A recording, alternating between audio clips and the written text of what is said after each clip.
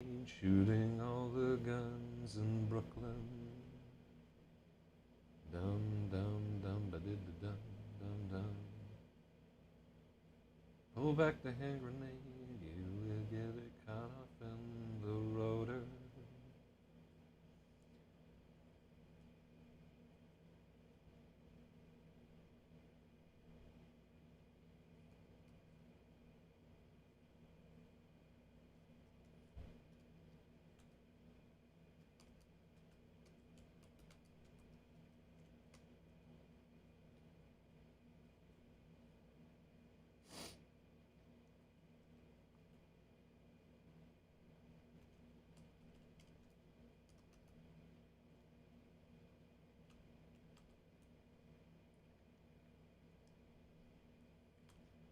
Alright, so I've rewritten this to Let's Write a Book.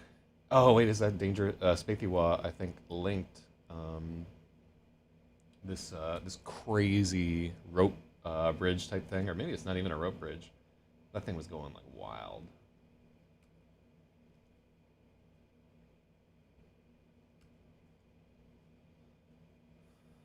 I dreamed a great parade, having all the guns in Brooklyn. RAPAXORIS. So you know about that Zorus?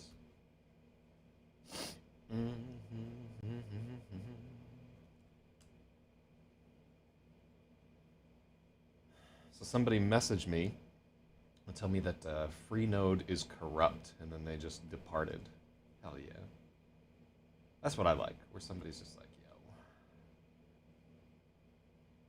yo. No fuss, no muss, just Freenode is corrupt. Alright, well, I don't want to post this onto the stand-up writing service. It's like a Discord I'm on that's for stand-up writers. Alright, who is it? Just me? I can work with just me. I know exactly what to do with just me. Alright. God, fucking allergies going crazy this morning. I already got to call in the dogs. It's a dog's world.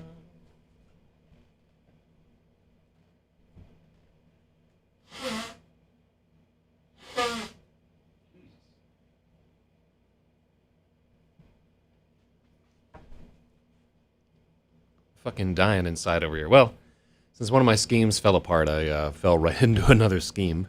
I love that. Just everything turned to shit, and I'm just like, well, time to do another fucking get rich quick scheme. I'm sure this will work.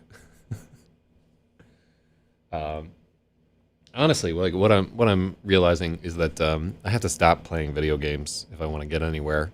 It really does just soak up like 8 hours every day of me just like, and it's weird too. I don't play like MMOs anymore because they were destroying my life. Where you just sit there for like 8 hours straight. Instead, I play like hundreds of games that you can play with like half of your attention. It's just like on one screen you got this, and on one screen you got that, and you got a YouTube video going on another one, and your brain is fucking turning into mush while that's happening. And I enjoy the feeling of my brain turning into goddamn mush and just completely obliviating. And I do that a lot when I'm feeling fucking depressed. But honestly, like, if I want to make it, I'm going to have to stop doing that all the time. Like, I wanted to be so much further along with the marketing of this book. And it's very discouraging for the most part. But,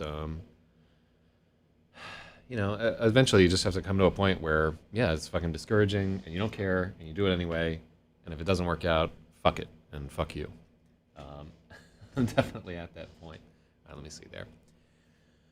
So, if you have never been here before, we're working on an epic fantasy novel. You can see that we're at page 75 of 707 pages. I think the final will be closer to like 750 to 800 pages. I don't think that we're going to cut out it.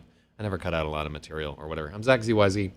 I have been editing fantasy novels and science fiction novels and just plain old novels here on twitch.tv and YouTube and DLive and VK and Picardo and wherever you find the stream.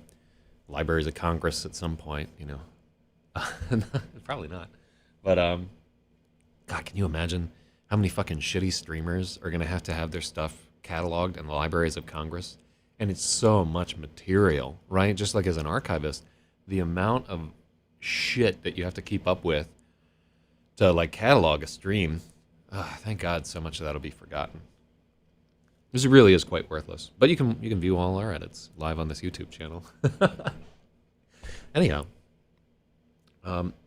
so this is a story about a bunch of people who, like, essentially, it's a story of a thief who steals an orb that unlocks a dungeon. And within that dungeon are all manner of nefarious demons and monsters and traps and treasure and all that good shit. Right? This is a dungeon crawler, and it should be written kind of like a pulp. Right? That's the era that we're hearkening back to. We want to hit some of those like good late 70s D&D vibes, early mid 80s, early video game type vibes. We want the feeling of delving into something and like having an adventure. And I don't need to get too like morally complicated with this one. There's got to be a lot of action, but I think we allot ourselves about 100 pages to set up the characters and get people invested in the story, and that's what we're working on right now. So the most critical part of any long-form novel is the reader giving a shit about your characters. And you can think about it too. You can think about like, who would you rather hear a story about? A random guy that works in a cubicle, or the dude that jerked you off under the bleachers in the 8th grade, for instance. Hi, Terry. No. Shout out to anybody named Terry out there. So that's a big part of the deal. That's why some of these chapters I've spent like a fucking week on. And the reason why I'm doing it is like the most critical thing in the story is that the setup is good, right? And a good setup sort of writes the rest of the book for you. Good characters will come up with their own lines. They'll surprise the person that's coming up with them because you're in sort of that liminal creative space where ideas can flow through you. And really the characters are just a way that that's expressed throughout a story because people need a human being to relate to. We cannot fall in love with abstract concepts unless you're some like philosophy nerd. And I don't think a lot of those are watching the fucking stream at 3 a.m, whatever time it is for you. So you can see a full synopsis of this story. I really should just do this every like 10 days. We go over the whole thing. The other thing is if you're just tuning into the stream or watching it later on Buffer, we keep track of who has submitted edits to the story, and all of them will be thanked. Here's another book that we got coming out on October 1st. They will be thanked in the foreword of the book right here. You can see here, special thanks to the squadron. That's people who watch this stream and were like, hey, you missed a comma, fuckhead. And I was like, oh, thank you, sir. Thank you very much. I was probably more ornery than that there. But yeah, you can see that Logic, who will at some point pop up on this stream, was an edit ace. And whoever is the number one, who we call the edit ace, you get to put a line in the book. And then additionally, I will send you some swag. Last time it was a hat that says edit ace on it there. So, hopping over to it, in the YouTube link, and it's Zach ZY's YouTube channel if you're not seeing it right now.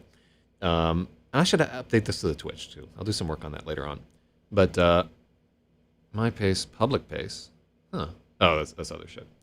You can see where we've done like a chapter by chapter synopsis right here, and then we're all the way to 1.10 here, which is what I've been stalling for. I have to edit this chapter. I'm trying to get out of it by like fucking treading water, talking about stuff that doesn't matter. But the other part of it too is just to kind of like rev up my brain. So part of my writing practice is every morning I wake up, I make a gigantic cup of way too much really, really strong cold brew. God bless you, alkaloids. And then I take a walk around so I can get out of the house, because when I just like trundled down to my fucking desk, I found I was foggy and it would take a while to wake up. So I try to take a stroll, remind myself that there are hungry niggas out there that want to take what's mine, because I definitely encounter them every time I take a walk through Bedford Stuyvesant, Brooklyn. And that experience of seeing new stuff and talking with people propels me into writing. Uh, love potion to make someone fall in love with me. God, what is that? Do you actually need one, Spathy? Do I need to pull you some cards? It sounds like you have a new woman in your life, from what I'm hearing in the background. Oops, wrong window. Oh, so let's get down to chapter 1. Spathy, while I'm working on a another scheme, and hopefully it fucking pans out right here. I don't think any of my schemes have ever panned out. Never once. I really am fucking one of those tragicomic figures. Like, I would say I don't work as hard as Woody Allen does. That's my great undoing. But I would like to, at some point, have the work ethic of Woody Allen, and maybe not the pedophile accusations. Just saying. He's fucking brilliant. But yeah, I'm definitely not gonna marry, what was it, Daryl Hannah or Debbie Harry, or he married somebody that he shouldn't have, and she went crazy, and the accusations were flying. If not for the cane, Yellow Hat might have kept. Okay, so I'm not gonna read the whole chapter because I think this is pretty solid. And that's one reason why we've kept going over this, is we just keep re-editing stuff. So we're just gonna have to trust. So let's get to here. Yellow Hat could only shake his head at the. Oh wait, let's let's get our act together right here. All right, so this is RAPAXORIS by Zach ZYZ, read by the author, chapter 1.10, and edited by you guys out there in the audience. Thank you. Yellow Hat could only shake his head at the city-bound dopes. All right, city-bound. It kind of makes it sound like they're bound for a city rather than bound to a city. I'm just hopping in for a moment. It's 3 a.m. Saw the link dropped in the JRE Discord. Yeah, I have not missed any significant amount of days on this, and we're at like 74 out of 700 pages. Shout out to everybody in the JRE Discord. Really is a good Discord. I like those folks quite a bit, and thank you for checking in. Yeah.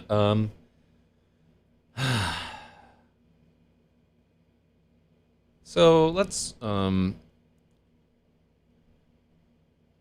think about that.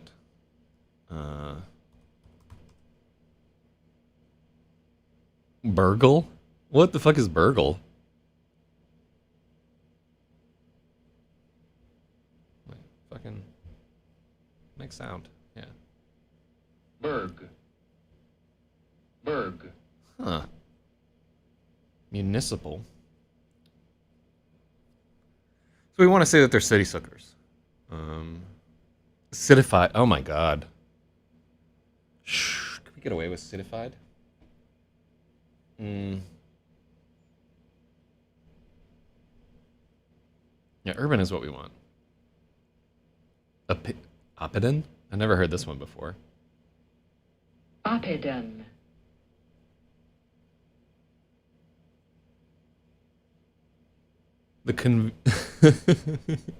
The convivial entertainments of Czech nights and Oppidan dinners had already become institutions of a past age. Meridian Quarton. What is Quarton? No. Quatrain, Quieton.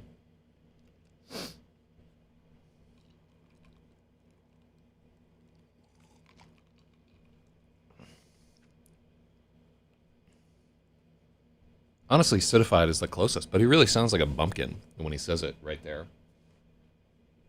The borough one is no good. It's too much of a stretch. Let's take a look at Oppidan. Yeah.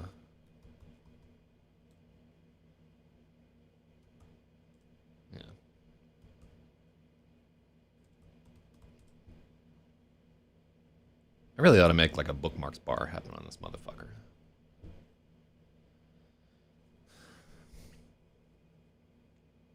Yeah, adjective rare. Rare, obsolete, a town dweller.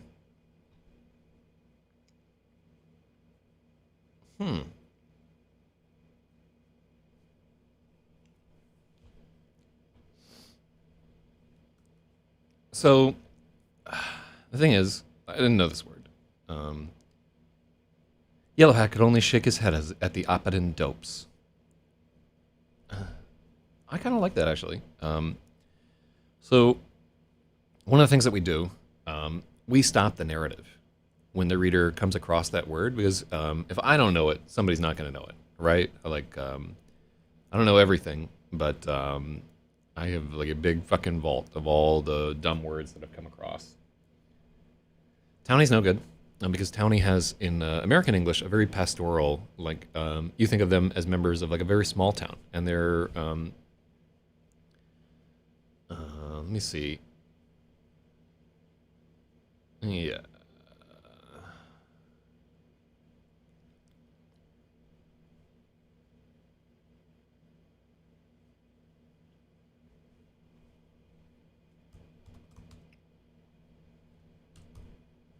Ophidian. Have we used that before?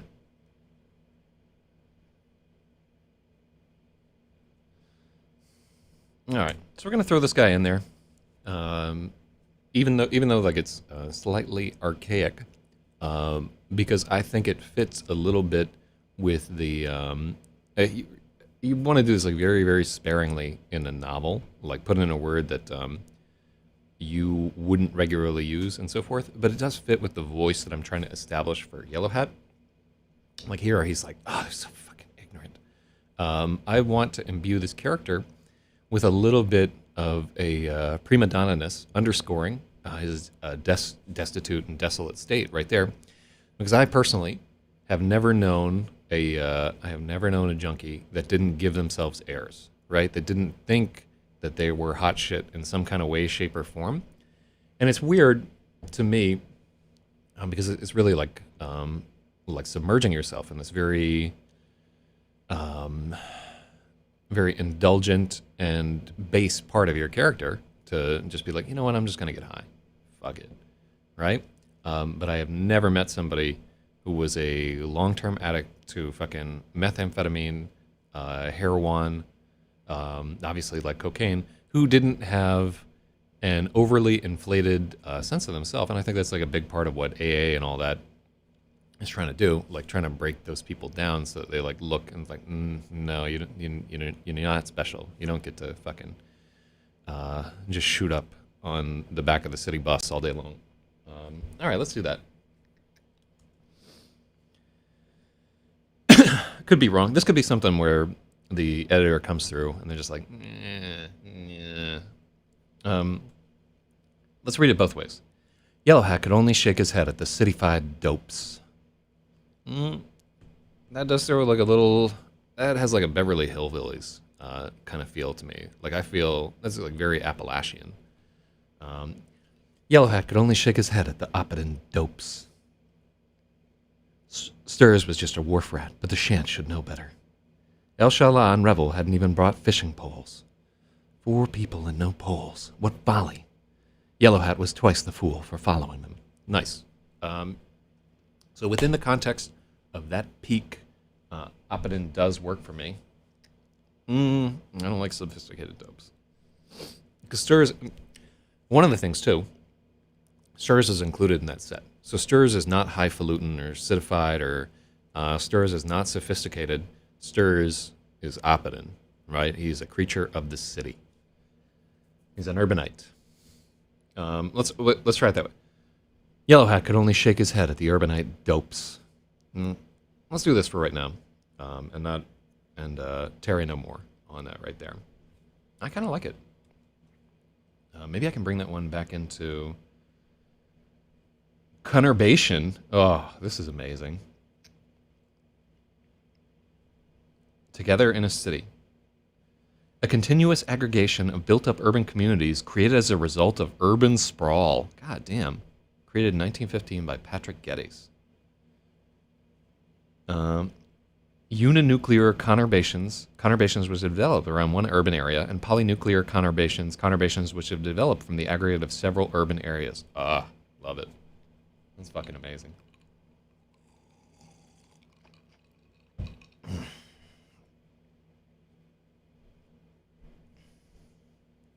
The next morning, Hat woke up trembling with want. He begged El-Shalah for more cane, and as always, she refused. Breakfast was sodden hardtack and unripe blackberries. The prospect of a long day rowing on half rations. There's no hyphen, I think. Had everyone in a terrible mood. Yellowhat decided to do something about it. Instead of muttering oaths at the stern, he kept his eyes on the riverbank and searched for a good tree. They stopped for a miserable lunch of nuts and soggy biscuits. All right, now that we're in like the sober light of morning, right there, is that going to wreck somebody's enjoyment of the story? So, Carnarbian dopes versus Opidian dopes. I prefer the latter. Same as well. To me, it's hilarious that this line is in the book, right? They stopped for a miserable lunch of nuts and soggy biscuits. But again, is this going to wreck? Is it just like jar the reader out of the story? There's like, fuck this. I don't want to hear about their soggy biscuits. It really is a little self-indulgent. But also I kind of like, and this is not a good habit to be into. I just want to see like the little red mark underlining this thing and the editor's note, like phrasing. While the others grumbled, Yellowhat noticed a stream of crimson petals drift past on the Rakar.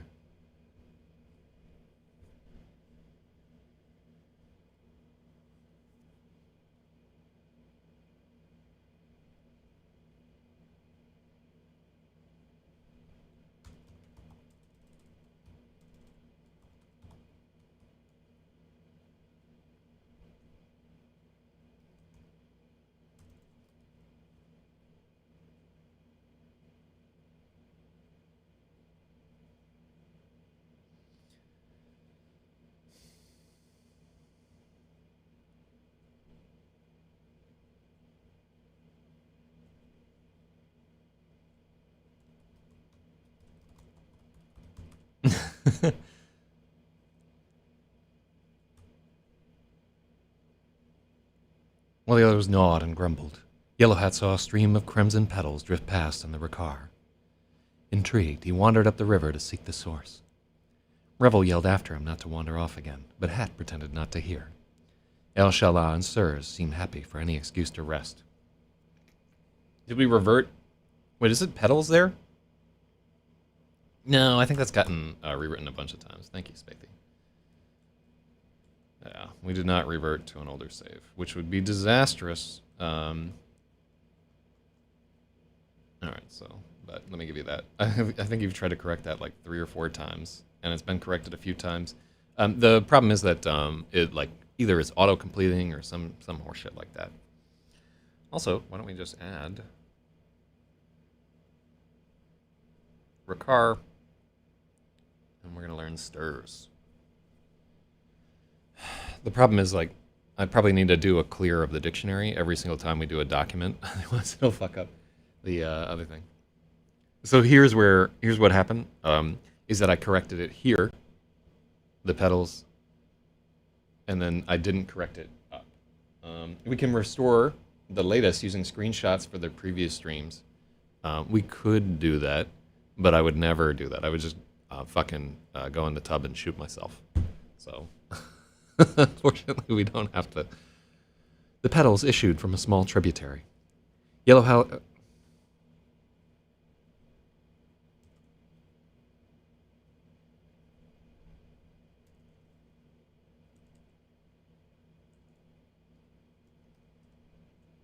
followed into the woods and found a venerable red myrtle with willowy boughs draped over the stream.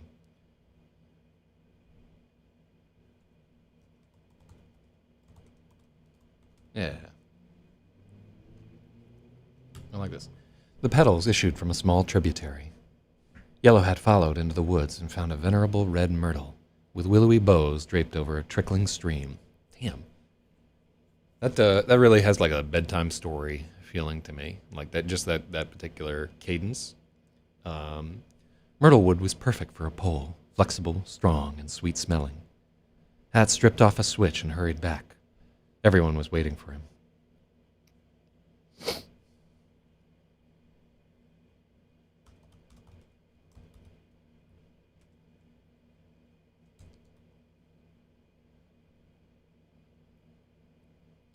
Everyone was waiting for him. Besides the clothes on his back and his cane pipe, Yellow Hat's only possession was his fishing hook. Oh, what do we got here? Thank you, Potent Chill, for getting up on this. Hell yeah.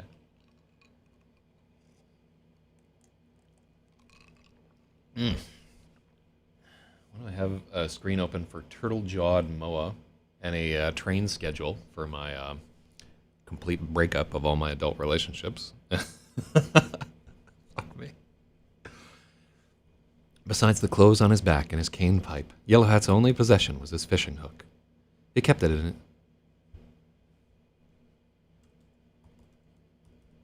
He kept his hook in his shirt pocket, jabbed into a bit of cork with line round around it.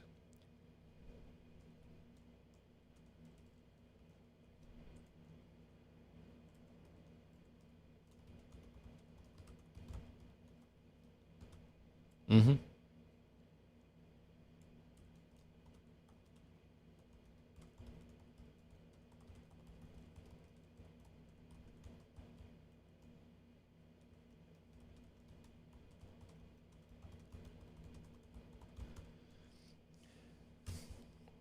Hat had tried to talk.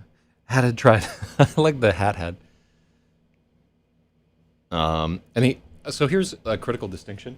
Um, so in other cases where we're not writing from Yellow Hat's POV, we can call him the Bard, right? When we want to like break up the Hat, Yellow Hat, he, which are essentially the signifiers that we're using to refer to him. In his own mind, he is not the Bard, right? That's Shakespeare. No, but he no longer thinks of himself as a bard. So, kind of a critical distinction here. I'm going to comment myself for, yeah.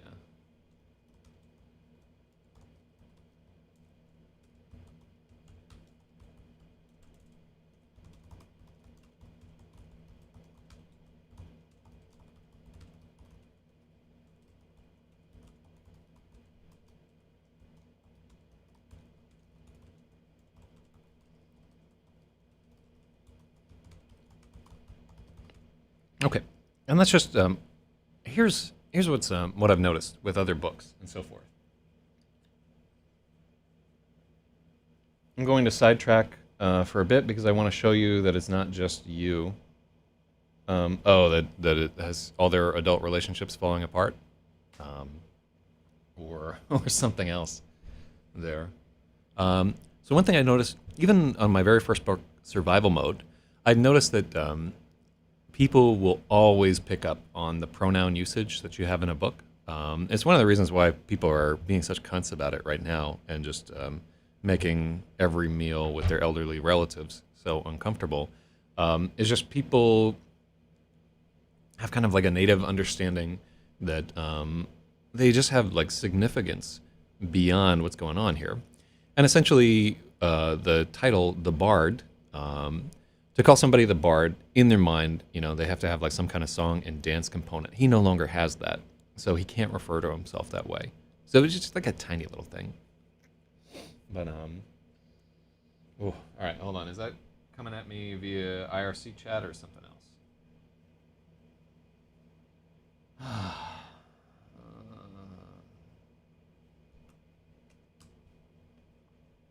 Mhm. Shooting all the guns in Brooklyn. Oh, who the fuck summoned me?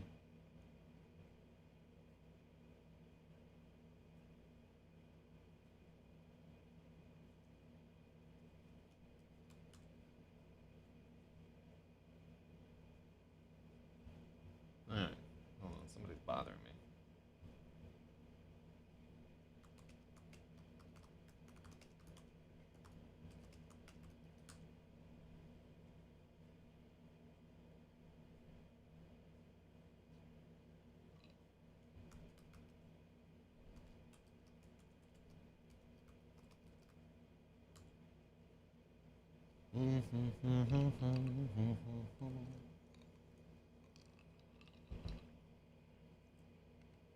That's my absolute least favorite. Somebody highlights you.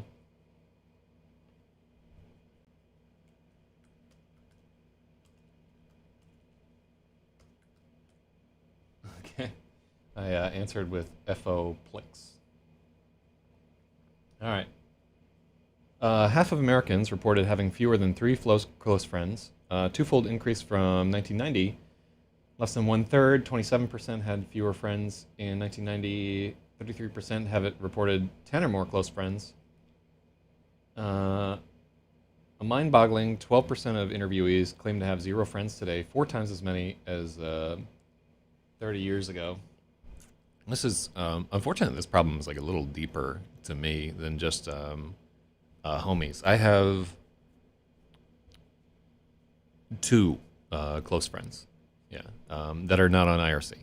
Like on IRC, I've got like 10 people that I define a close friend as somebody where, like, if they were in trouble, they're like, hey, I did it. I need you to help me hide her. Where you would be like, all right, fuck, like, taking your fucking SIM card out of your phone and getting a burner and grabbing a shovel, right? That's a close friend to me. And like, I think I'm leaving somebody out. Oh yeah, hold on. Let me do the calculation right here. So, probably about three people in real life where maybe like five if it really comes down to it. Oh, where I would be like, all right, and then online probably about seven and total people. So if somebody will not have that fucking we have to hide the body moment with you, they're not a close friend. They're an acquaintance. Showing that things are strained in general, and hopefully this knowledge hurts you. No, this is much more just like a mano a mano type problemo. Going back fucking 30 years or something like that, it's never going to change. Why did I start thinking about that? I was making good progress. I like woke up with a spring in my step and everything. I was just so fucking depressed the last 4 or 5 days. This is just like this normal feeling is a stark contrast. But fucking piss nut is so annoying. All right. But anyhow, Spathiwa, you are one of those good online friends where I literally would fly to fucking Calcutta to help you kill a pimp that had enslaved your dog or something like that. You know, whatever it came down to. Spathiwa has been like so helpful to me in all this editing and so forth, and just a great homie in general. So thank you, Spathi. It was bad luck to take a man's last hook.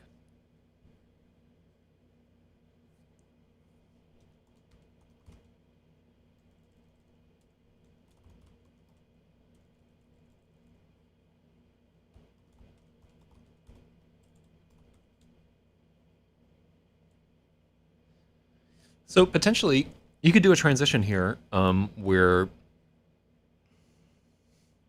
he has all the time in the world to let his mind wander while they're rowing. Oh, that's beautiful.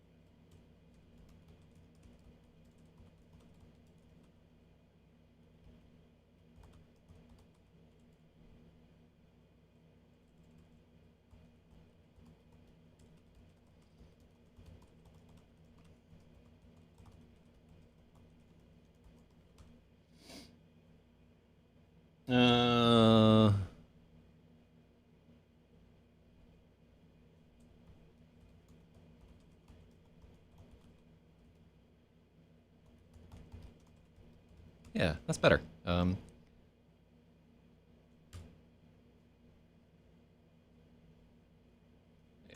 I hate to lose sweet smelling, but it's just too much. Cool.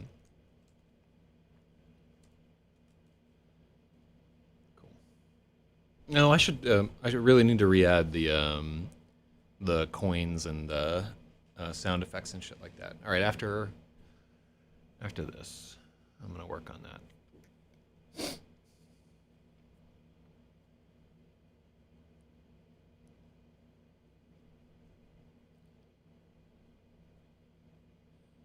There was no conversation as they toiled upriver, for they were no companion.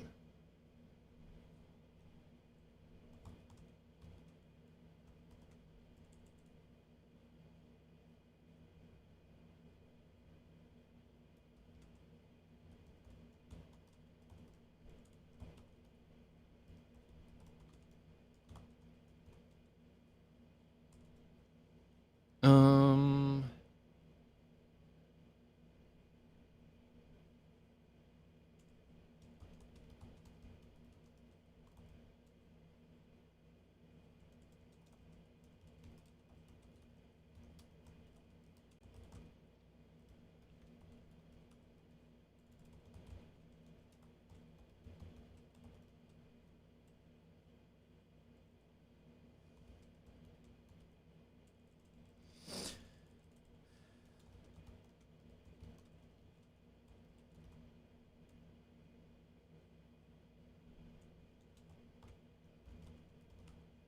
um,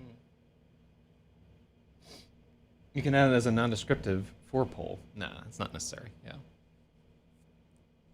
we just don't engage smell enough here, but you know, you're not gonna perfectly describe every sense and every whatever. There was no conversation as they toiled.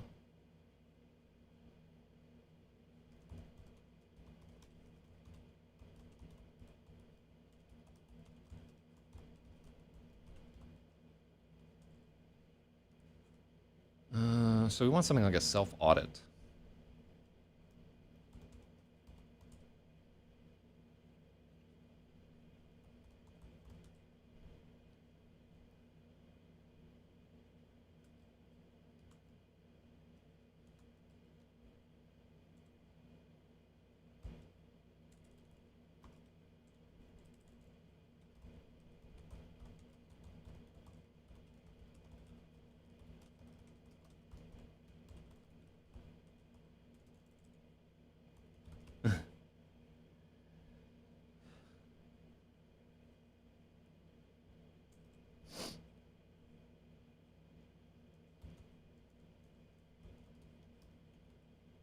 The four rowers were accomplices, not companions.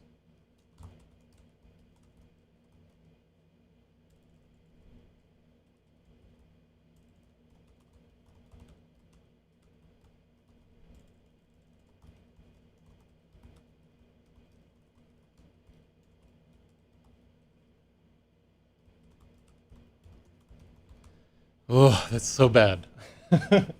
Name Milkness says that's I've been listening along lazily for a second here. Each was lost in a lonely accounting of the litany of errors that had landed them in this predicament. So that's what we want to say, but now let's say it in a way that isn't horseshit. So bad.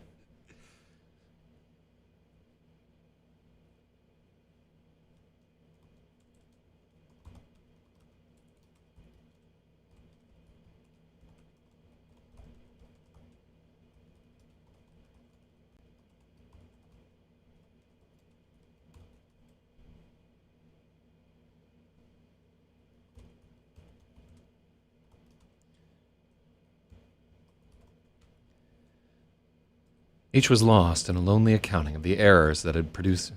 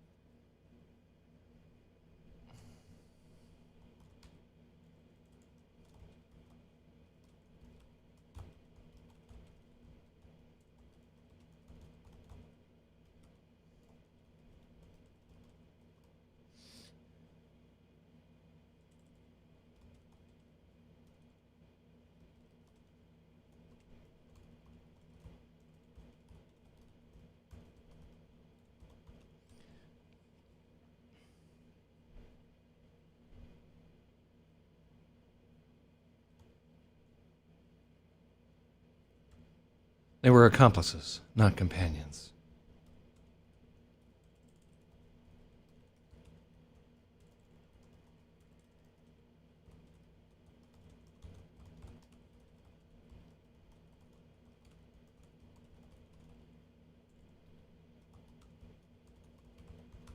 Mm-hmm. What about the infamous shapeless hat? Oh, that's interesting.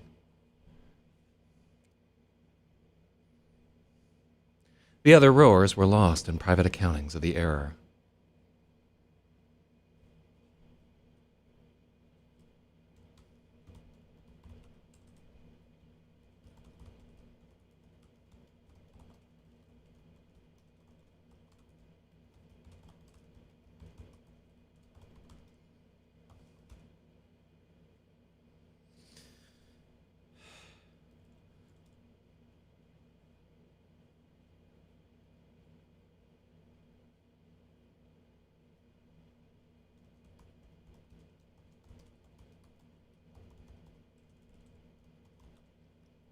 Despite Hat's best efforts, there was no conversation as they toiled upriver.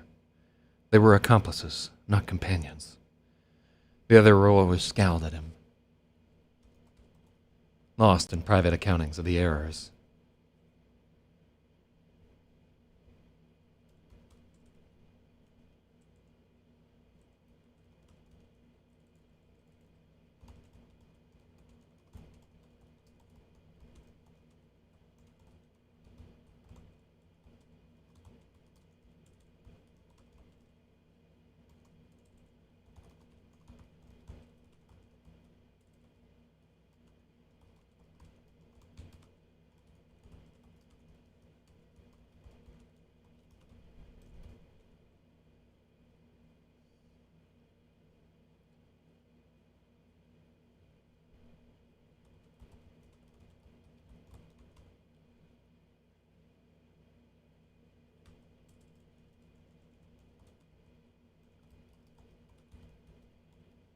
Okay, so here we give a little gift to Hat, which is that he's the one like trying to spark conversation and be like, "Hey, it'll be more fun. Let's sing a song," like that kind of horseshit. Really good edit, by the way, on the infamous Hat.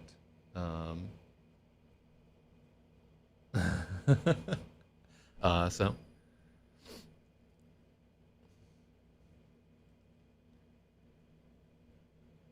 despite Hat's best efforts, there was no conversation as they toiled upriver. They were accomplices, not companions. The other rowers scowled at him, and he turned back to the stern.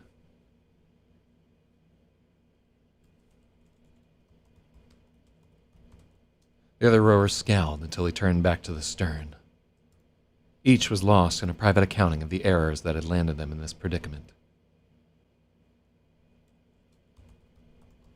Yellow Hat understood completely.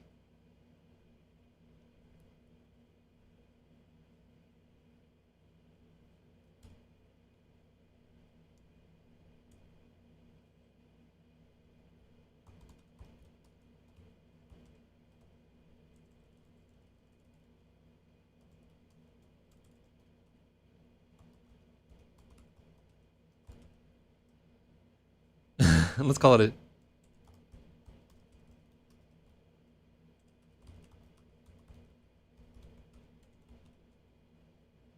Okay, so we're gonna leave out his clothes here.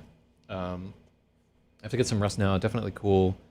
Hopped on IRC as Catalyst, and we'll pop in once in a while. Much love. Just an FYI, if you hopped on to FNet, please use like a bouncer or BNC service or whatever. Do not connect to FNet with your naked IP if you plan to get into fights with people. If you're not getting into fights with people, you don't have to worry about it. But if you like to fight with other people, don't do it on your home IP address, or worse, your business IP address. People will DDoS you. You can get around it by using a bouncer. There are many out there. I struggle to recommend IRC Cloud because it has so many problems. But yeah, thanks for reviewing. And yeah, this is really cool. And then we have an IRC D&D stream on next Monday, where we're going to do our second adventure in the stream. Will they discover the source of the Crimson Radiation, or will the Crash Goblet doom them all? Yeah, IRC Clown is free, so no matter how shitty it is, it doesn't cost anything. So yeah, make your DDoS Jware's problem. That's my motto. Okay, and I rarely do this, but to me, remembering that he does own a hat and reminding me of the object permanence is a 2-point edit right there. So I think it's a really strong edit. So cool about the IP. I don't plan on starting shit on IRC. I learned that lesson 15 years ago. I mean, on a modern IRC network, you can start all the shit you want as long as your nickname isn't linked to your IRL name. You're fine, right? But FNet doesn't have any services, right? So they don't mask your IP. So people will just use every little bit of information that they can find on you to attack you. And actually, you know, I'm like in the background talking about that problem that I had and so forth. I realized as I was like dealing with this interpersonal problem that I had like a lot of the paranoia and like the trauma of just built up years of like we were just dealing with like a bunch of new death threats the other day. So all of that is like baked into me because I've been on fucking FNet for a quarter of a century. Jesus. Oh yeah, and don't click on any links if you want to hide your IP. That's another one if you're not running a proxy or whatever. I just won't click on anything that isn't like Imager or Twitter or something like that. God, so many pitfalls in this motherfucker. All right. Besides his shapeless namesake and his cane pipe, Yellow Hat's only possession. Okay, so that's cool. I love shapeless namesake, right? And I like that the reader has to make like a little like shapeless namesake, and then what's his name? It's, oh, a yellow hat. Really, really critical that we go back here because he took a fucking dive right into the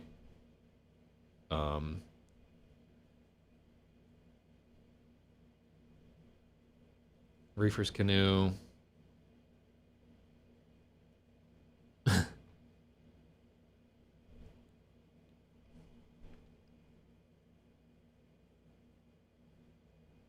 Mm-hmm.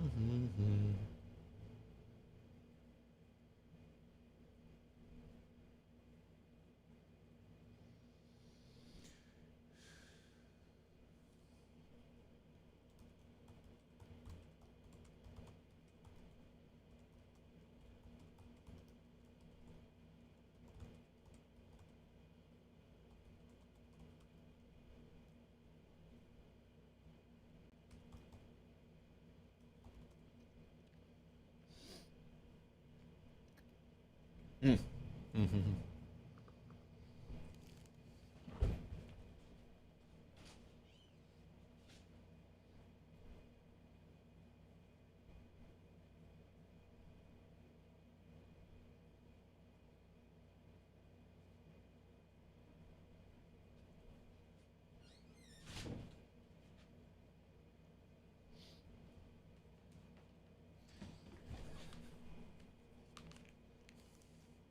All right, there we go.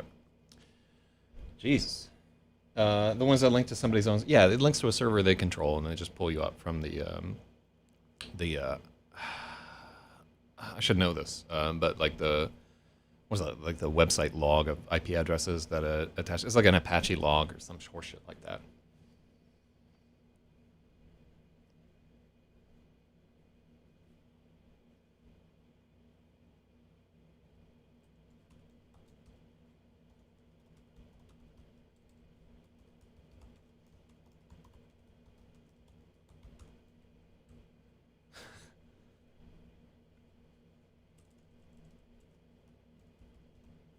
Somehow he'd held on to his yellow hat.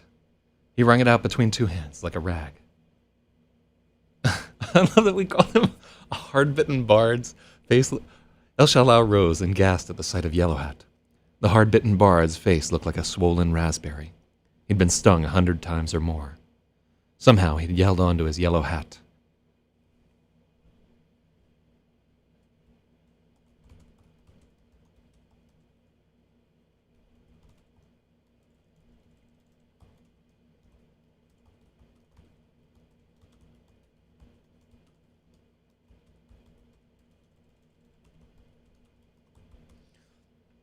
He'd held on to his hat somehow.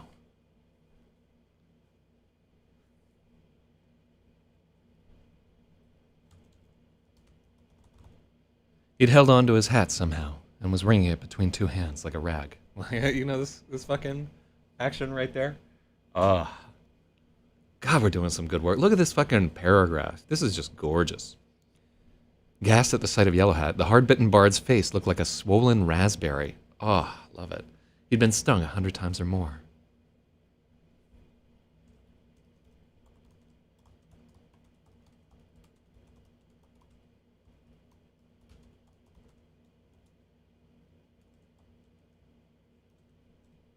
Somehow, the bard had held on to his namesake hat.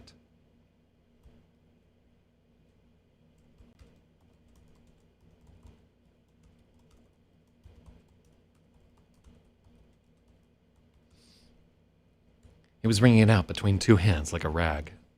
He was wringing it out between two hands like a washcloth. He was wringing it out between two hands like a chamois. Is that how you spell chamois? Yeah. The hat could be yellowed with cane smoke. That is why it's yellow. It had been white once, yeah.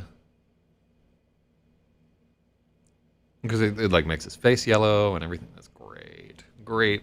I love like the little additions that we go back and add there, because it really is like one of my favorite parts of Indiana Jones is the permanence of the hat and the emotional import that the Indiana character has for the hat. Like before, he was fucking locking himself in refrigerators to survive atomic blasts, and Shia LaBeouf was involved inexplicably. All that shit, like that's the fucking Crystal Skull is not canon, garbage. But the others, and then Stubborn Swine and so forth. It really like the additions that we're making to this book. It's such a cool rewrite because we have so much more power to affect these chapters now. Just because. And this is work that we've all done. I think everybody who's involved intimately with the editing stream is improving constantly. This is just fucking working out.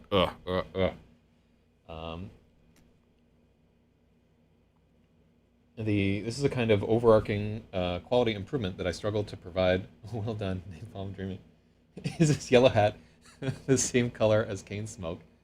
I mean that it was unintentional, but it is definitely a rise, and that's why everything would be all yellowed out.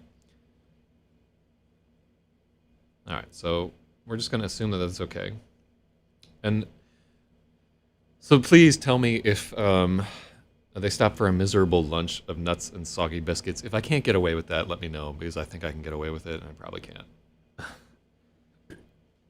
So yeah, good edits from Milkness from the fucking sidelines today. Just FYI, Logic is absent, and only 3 edits remain.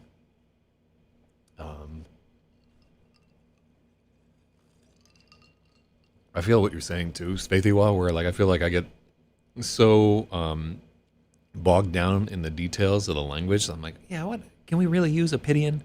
And blah blah blah blah blah, and like searching for like what kind of berries do this.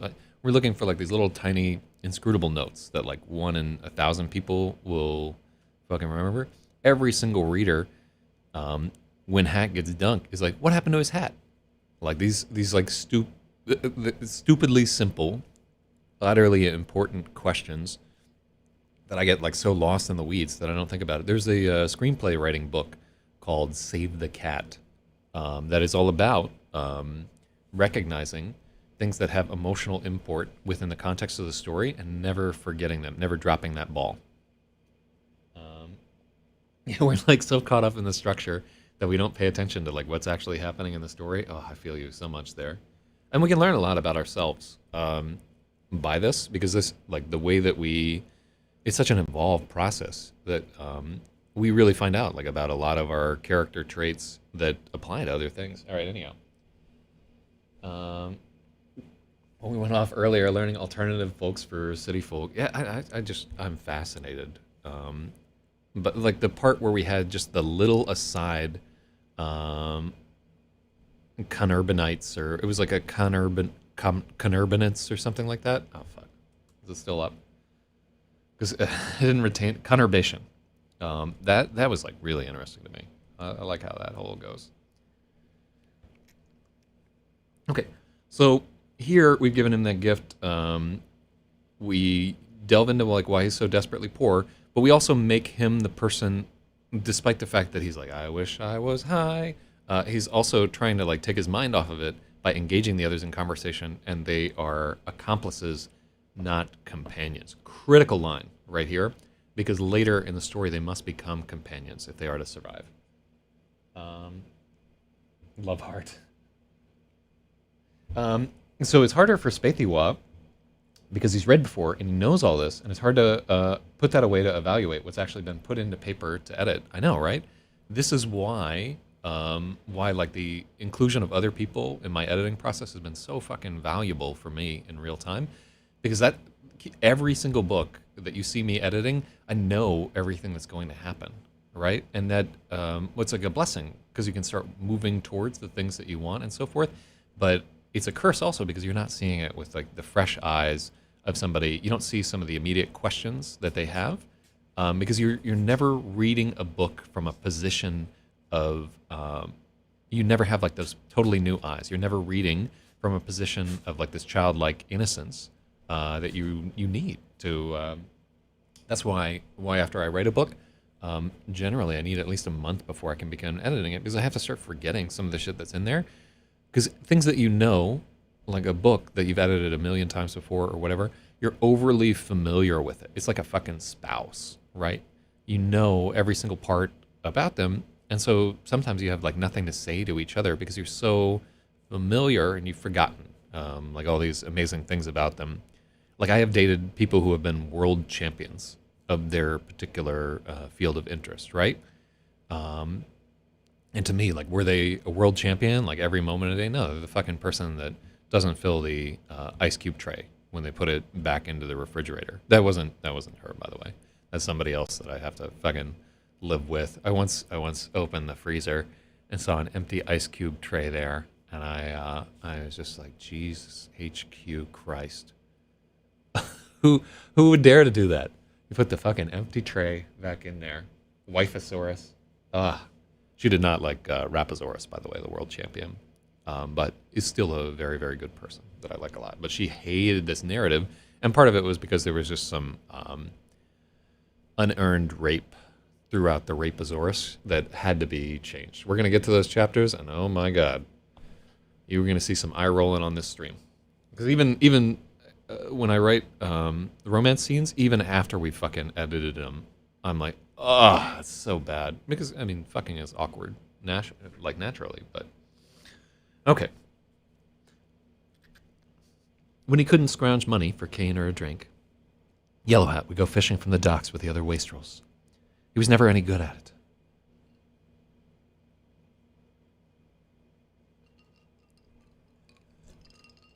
He was never much of an angler. He was never any good at it.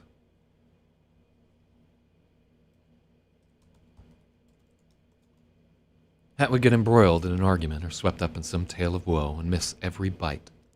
It never bothered him. In the evening, they would pass around a jug and sing hobo songs and tavern ballads. That was the thing. Singing was free.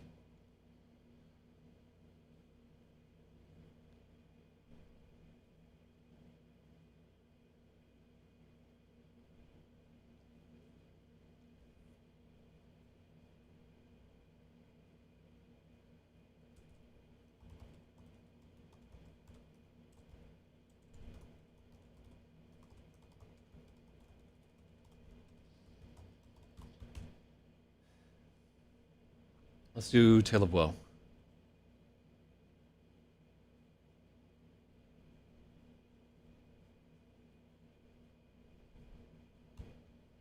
He would get embroiled in an argument or swept up in some tale of woe and miss every bite. All right, so I think if we have the comma at yeah, because we then make it like a comma separated list that's conjoined with an and. So congratulations, Bathy. That is a 2-for-1 right there. 2 edits for the price of 1. Oh shit, you already put it down there. So good job. Hello. Revel scoffed at Yellow Hat when he...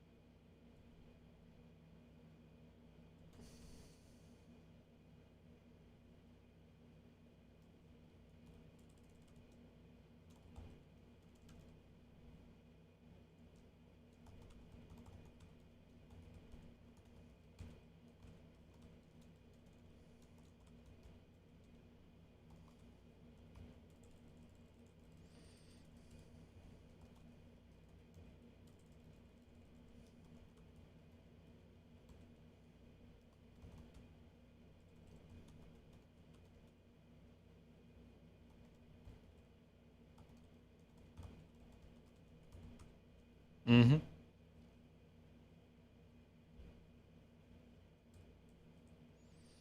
That night, Revel scoffed when...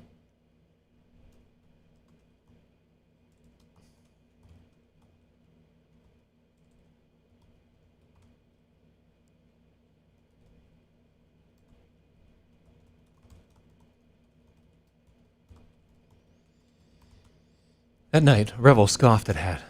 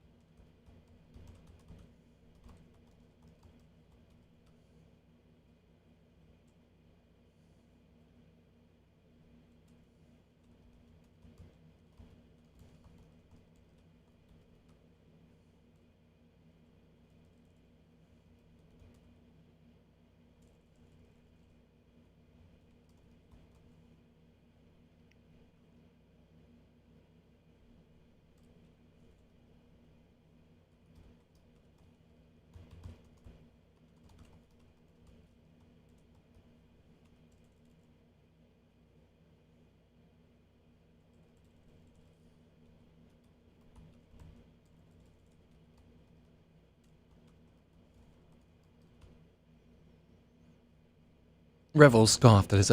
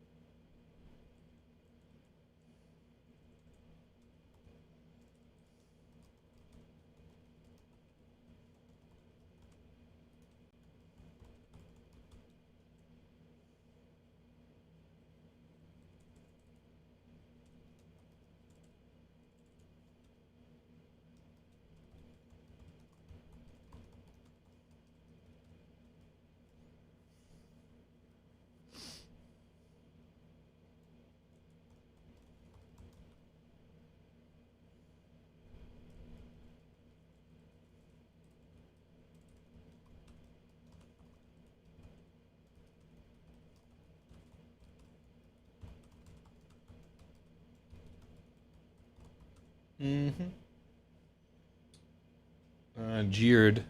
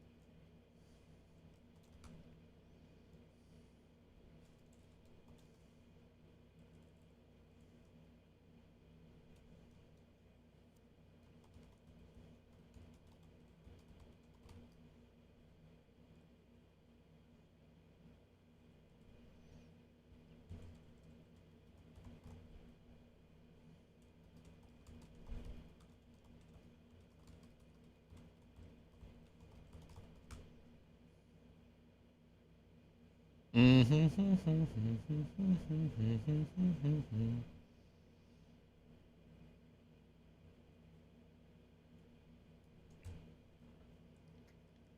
Jeering at his shaking hands. I like jeering, but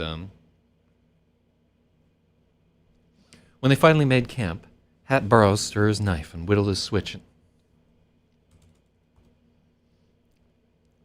When they finally made camp, Hat borrowed Stir's knife and whittled the switch into a rod. Revel scoffed at Hat's trembling hands and told him he was wasting his time.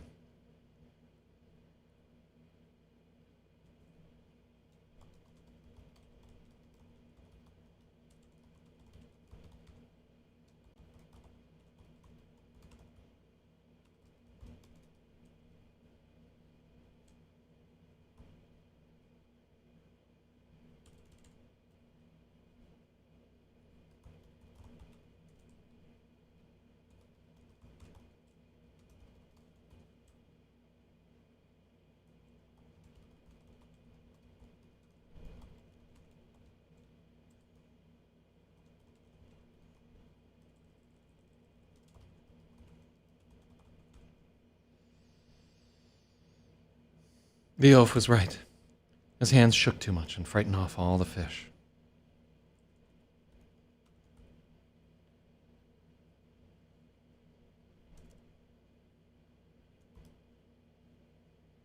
Hat's hands shook and frightened off all the fish.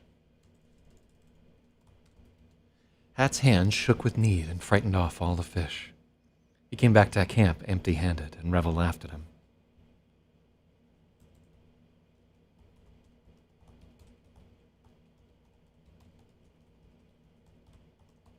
I think we use empty-handed a few places here. Fucking shant.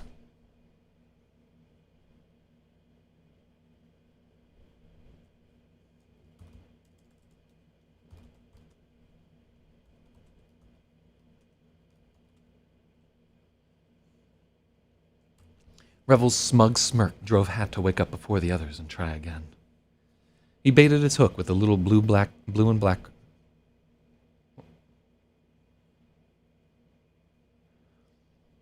He baited his hook with a little blue and black crayfish.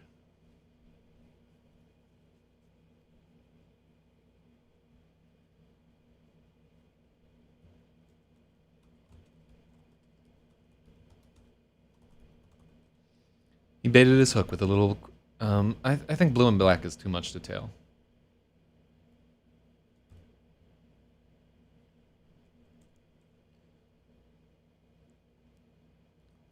He baited his hook with a little blue-black... Yeah, why don't we just call it blue?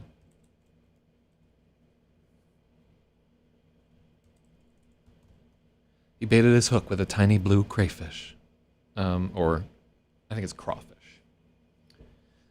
Revel's smug smirk drove Hat to wake up before the others and try again. He baited his hook with the tiny blue crawfish and fought to focus through the cane fog. He failed.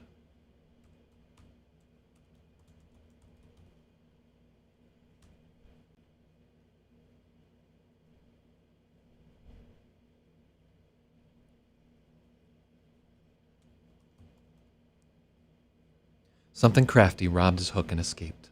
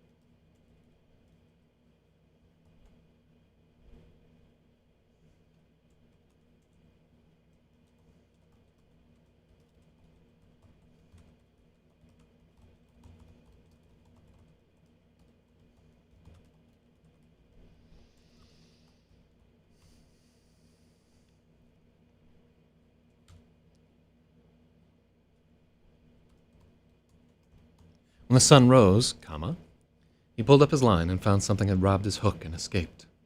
Yellowhat could only shrug. He shrugged. Revel's smug smirk drove Hat to wake up before the others and try again. He baited his hook with a tiny blue crawfish, God. He baited his hook with a tiny blue crawfish and fought to focus through the cane fog. He failed.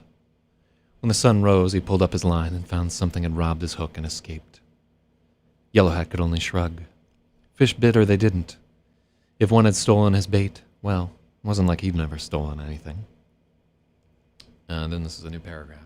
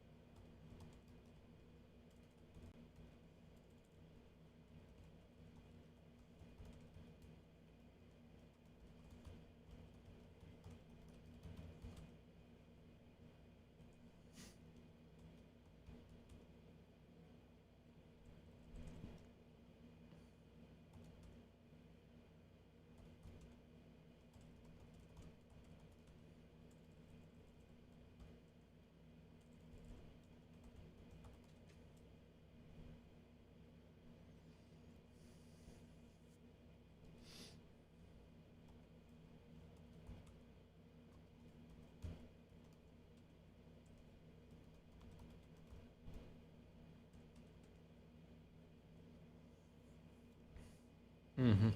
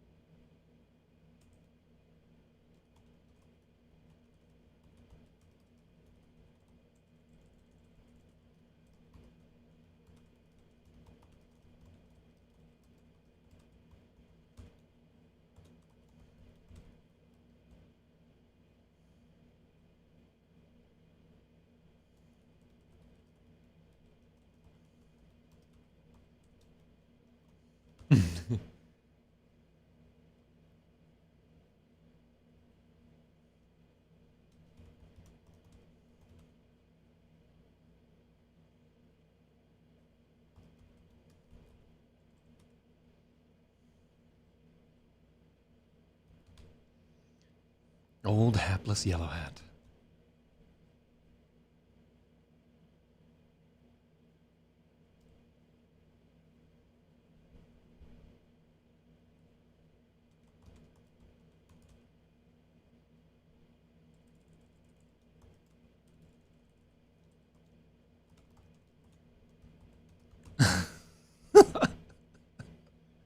love hapless. What a dumb word.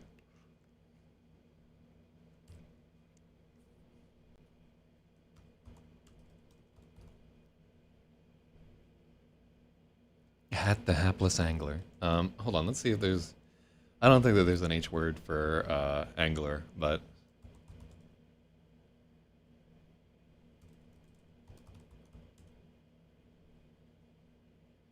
Piscator? Is that a real word? Oh, I know. Is that it's some kind of Spanglish? Yeah, that's ridiculous. Piscator. Piscator? That can't be right. Hold on. I want to know. Yeah.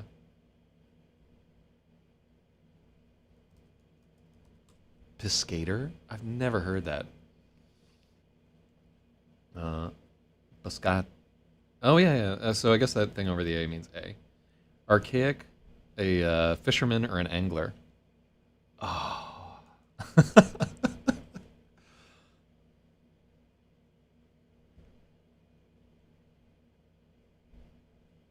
I would love to use Piscator there, but we blew our budget on...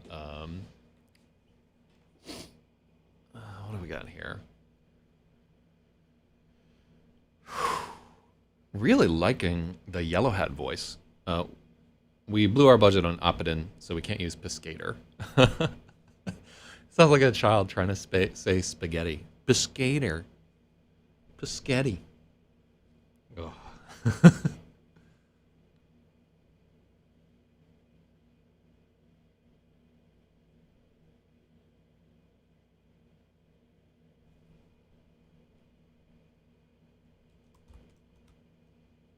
Back at camp, Revel swooped his sword about in some stupid drill.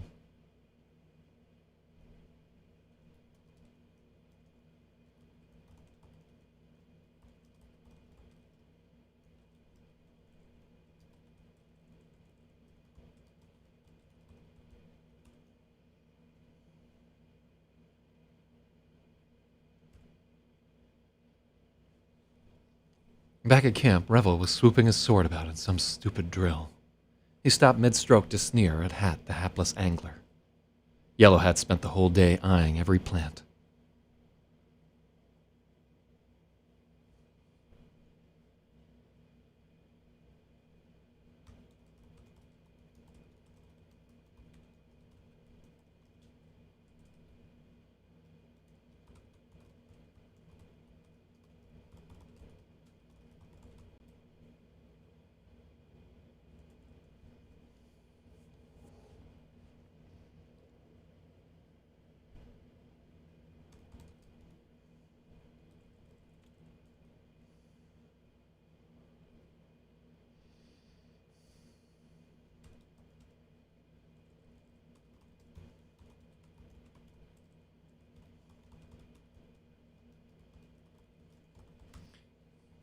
Back at camp, Revel was swooping his sword about in some stupid drill.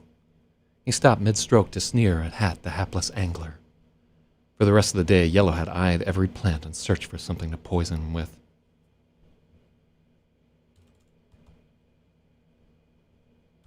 In search for something to poison him with. I like it.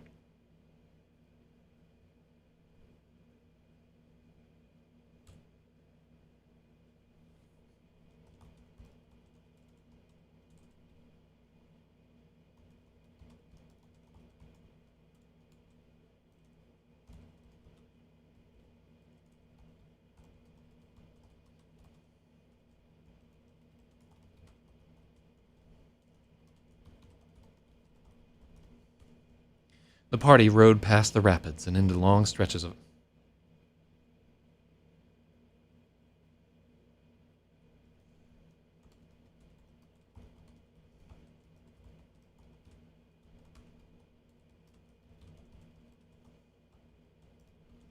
The party rode past the rapids and at last found open water, where 4 oars were better than 2. That night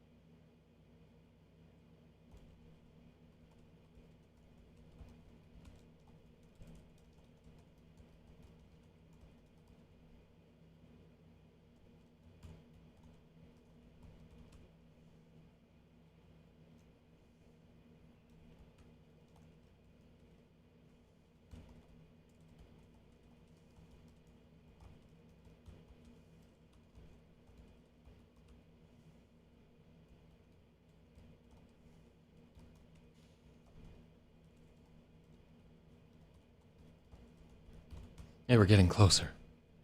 There we go. The party rowed past the rapids and at last found open water, where 4 oars were better than 2. That night they found the ruined watchtower and set up camp inside.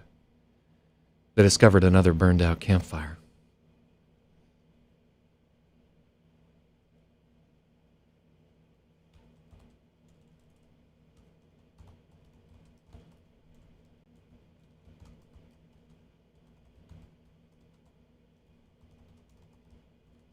That night, they found the ruined watchtower and discovered another burned-out campfire within.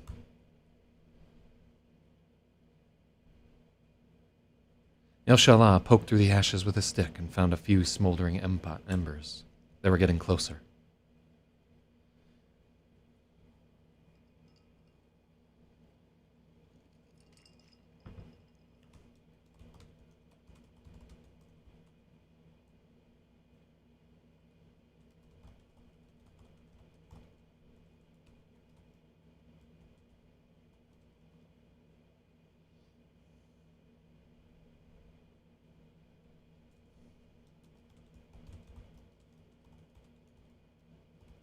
They were close to their quarry.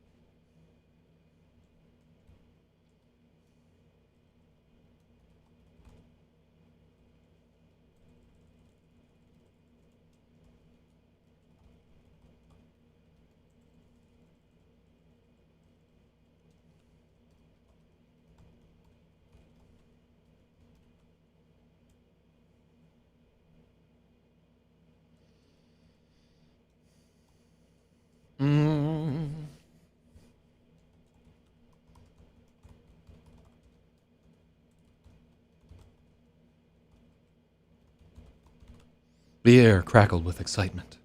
They were close.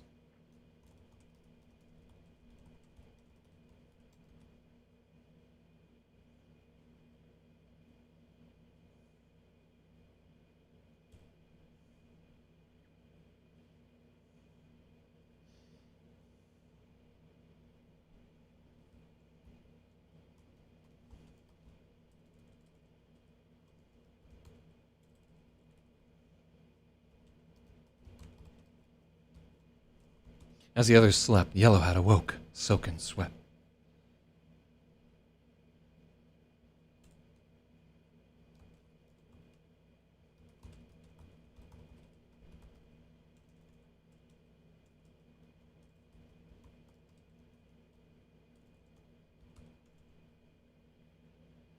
Yeah.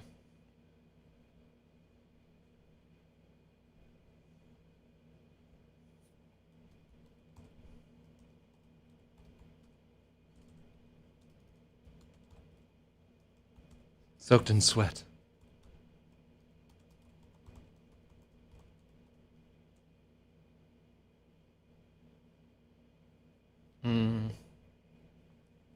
Yeah, I don't like I woke with a start. I don't like bolted awake either, so...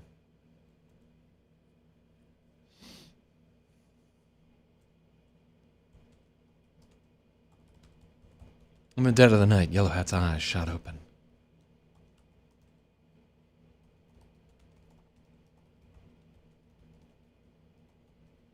It was covered with a sheen of cold sweat.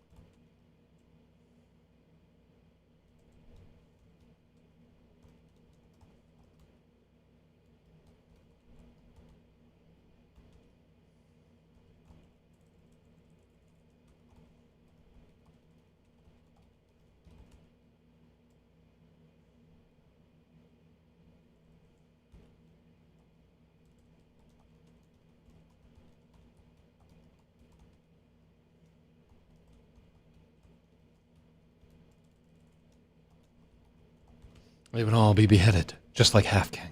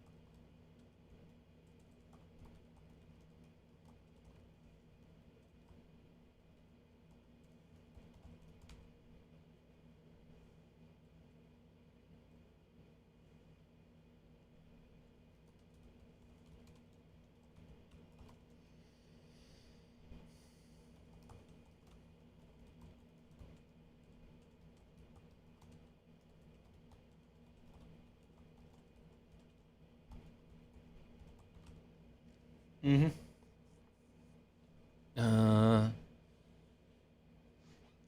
Let me see. Later, he's just like, oh, it's just a fucking cane phantom.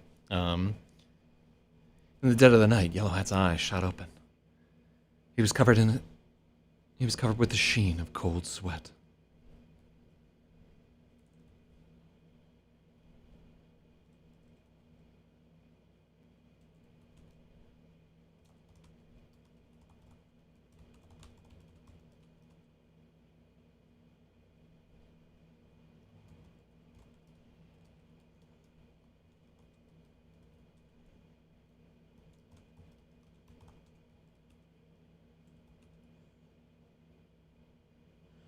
In the dead of the night, Yellow Hat's eyes shot open.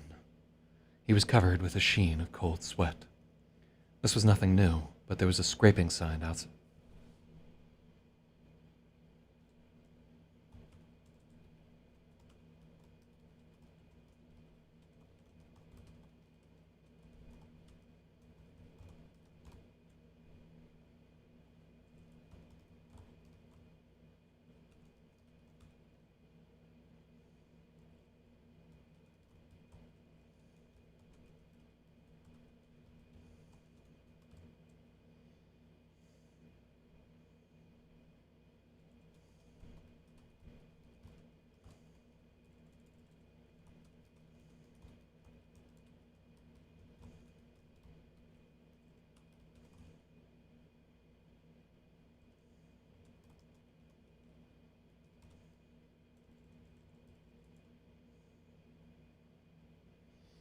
Mm-hmm.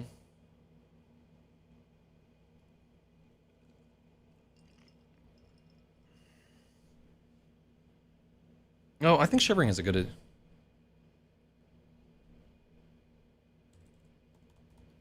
He shivered, covered with a sheen of cold sweat. This was nothing new. I love that we can take like these very cliched sheen of cold sweat and frozen in fear and so forth, and it takes on a new dimension because we know that this guy is an addict. It just like opens up a lot of dramatic possibilities for me right there. So I like that. Yeah, I'm still good at it. Hmm. This was nothing new, and I like that like I was like, oh yeah, I'm fucking shivering and covered in a sheen of cold sweat. I like that it's commonplace for him.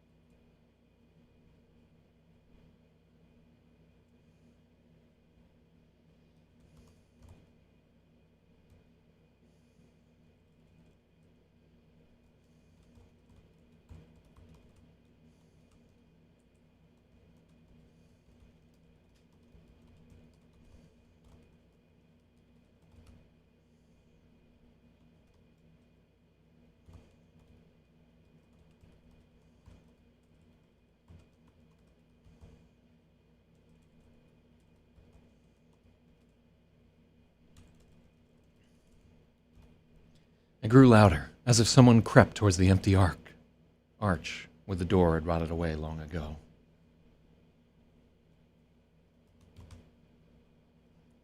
It grew loud.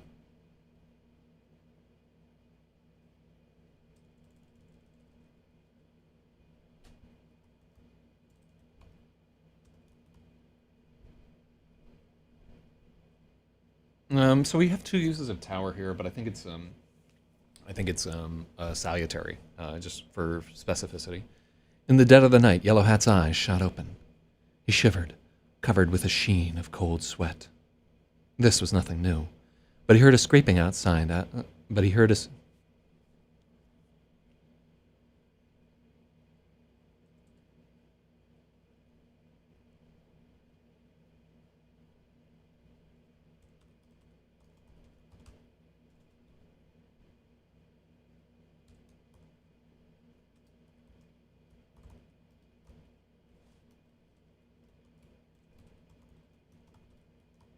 This was nothing new for Hat, but a scraping sound outside.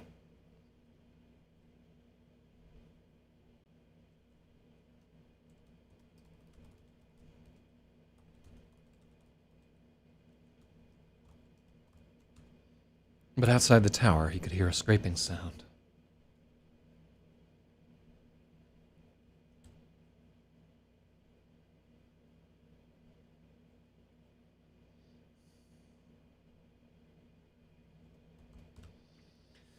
This was nothing new for Hat, but outside the ruined tower, he could hear a scraping sound.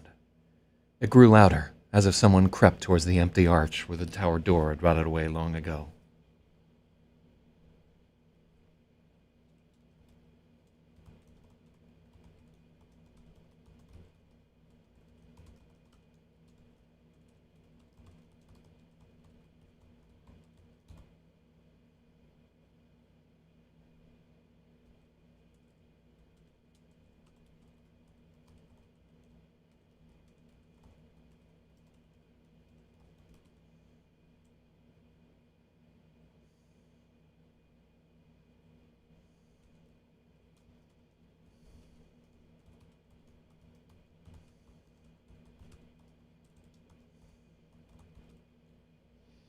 They would all be beheaded, just like Half King.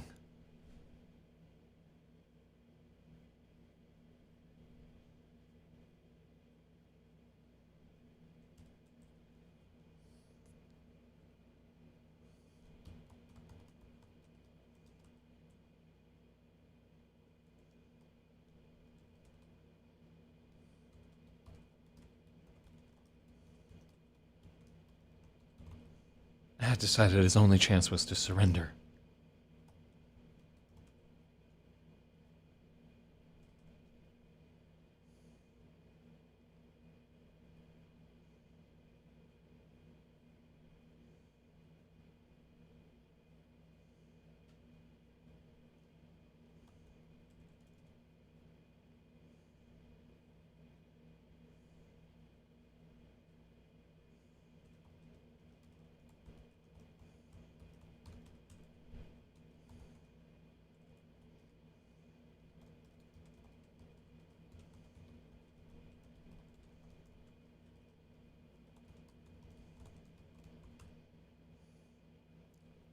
This was nothing new for Hat. He was still half-caned. I like half-caned there. Yet outside the ruined tower, he could hear a strange scraping sound. I don't like strange. He could hear a scraping sound. It grew louder, as if someone crept towards the empty arch where the tower door had rotted away long ago. Frozen with fear, Hat became convinced that Rigel and Fish had doubled back. They would all be beheaded.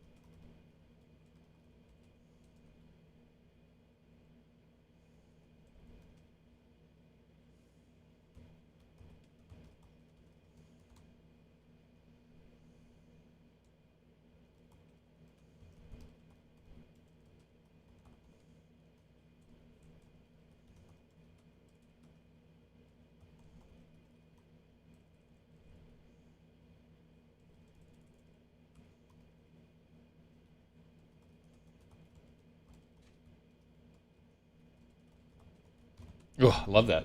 Um, don't use cane logic. There, you're over caning. Oh, I love gruesomely beheaded. Gruesomely is a great word. Yeah, I love that.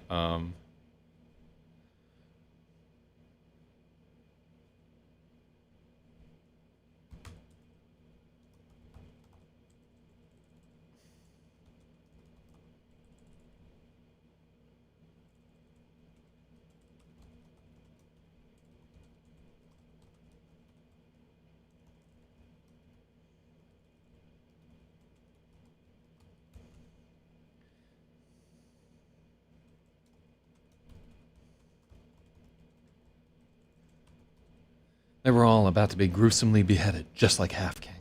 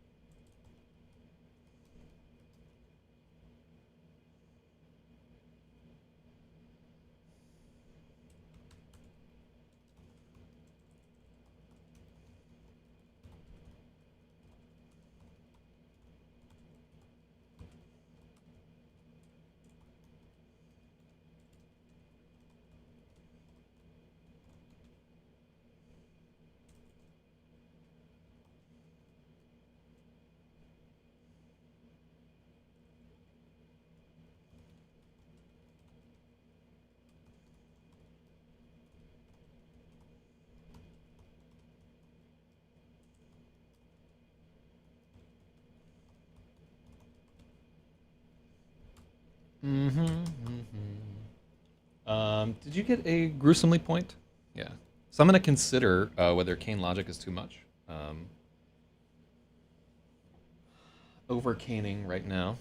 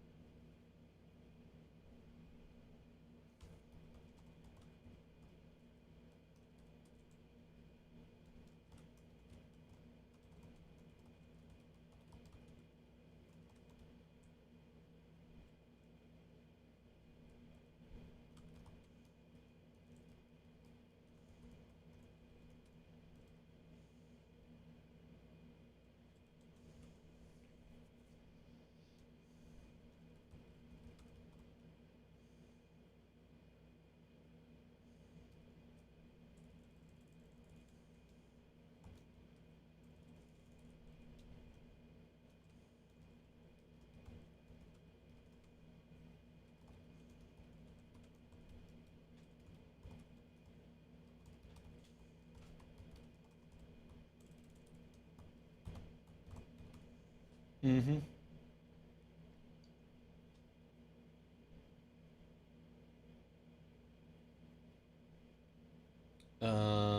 Who was being a dick to him, and we all hate reading that part of Hat's issue. Do we hate reading that part of Hat's issues, like the bickering between him and Rebel? Mm-hmm. Because that might be a drum that we're like beating too much. 'Cause in this chapter, the narrative arc is this guy's giving me a hard time. He's a little bit right. Fuck it, I'm gonna try hard anyways. I succeeded. Boom, hit him with a trout.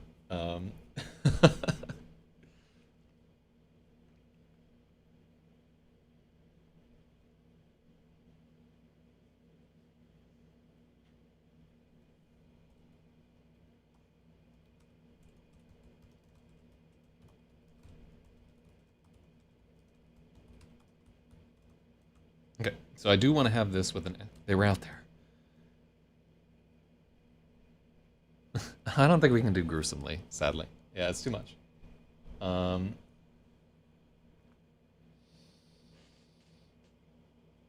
oh, you hate that Rebel is treating him. Okay, so yeah. I just want to make sure that it's not tiring to the reader, because it's like you can definitely with any concept that you have in a story, you can beat the drum too hard, and you can get to semantic citation where it's just meaningless.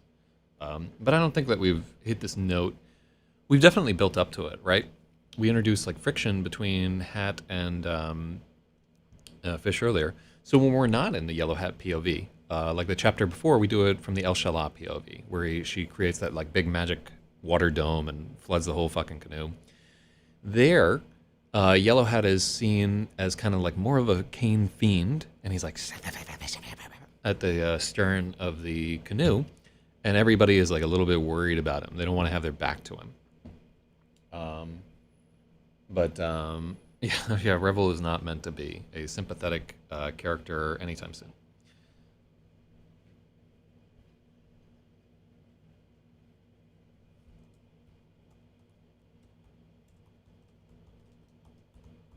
They were out there, plotting to behead him, just like Half King.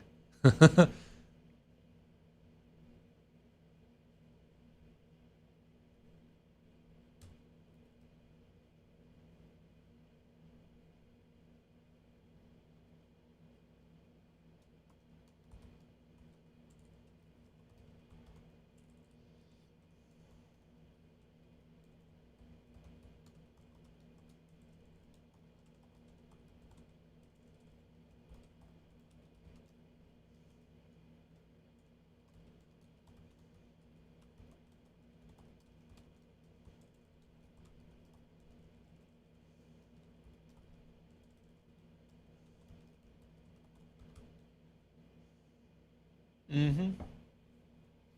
Oh, no.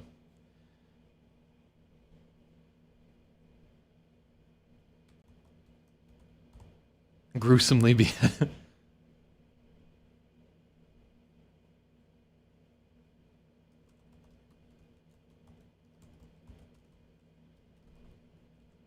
Plotting a gruesome beheading for all of them, just like Half King. I like that a little bit better.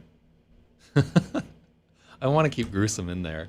And I'll tell you why. It's because gruesome, as a word, gruesome doesn't really do the work it's intended to, right? Gruesome has been so overused in the context of horror that it's a little ridiculous, right? And that makes it perfect for this scene where a guy is hallucinating, right? So it's a really, really good word. And it's also like, it's got some innards to it, right? It's a visceral word, gruesome. And even has like that sound, gruesome. Where you get eaten by a grue. What the fuck is a grue? Outside of the context of playing NetHack, I don't know what a grue is. Let's find out. A grue comes from gruen, Middle English, to be frightened. So it's just a verb. It's a verb for fear. So gruesome is a shiver, or a grue is a shiver. Nice. Any byproduct of a... Oh, so it can be a noun, too? Such as... the butcher was covered in the accumulated grue of a hard day's work. Oh, that's amazing. I didn't know you could use it like that. Popularized by the text-based computer game Zork in 1980. Yeah, a fictional man-eating predator that dwells in the dark. Nice.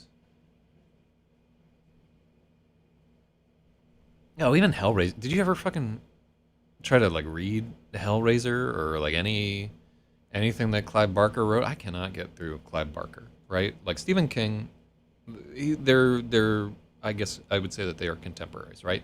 I can read through Stephen King's work and like forgive him his grievous sins against our better angels, just because he tells a good fucking story when all is said and done. He knows like the critical elements of what's going on. I cannot read Clive Barker at all.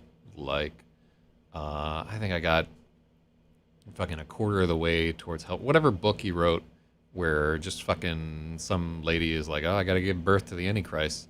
Let me let a bunch of bikers run a train on me. Stephen King has as much goofy shit as that, like the scene in It where all the kids are like, well, why don't we just all fuck each other? Like a lot of cocaine writing. Yeah, I just can't get into Clive Barker.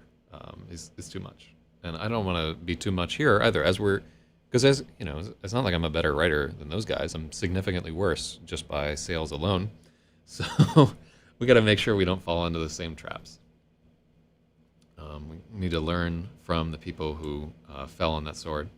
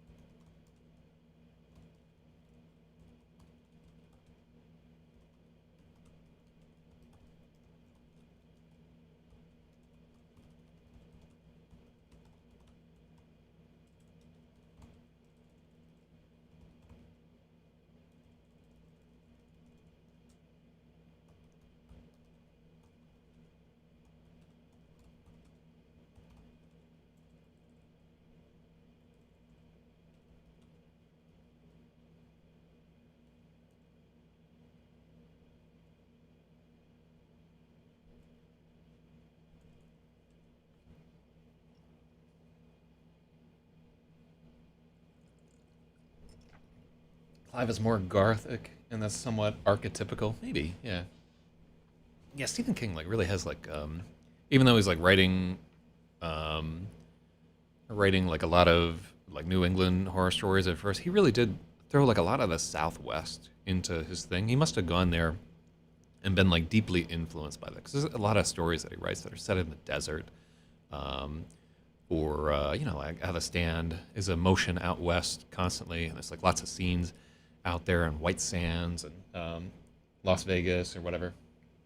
Oh shit! Capital L for that Lakey Joker's name. No, there's no capital L for there.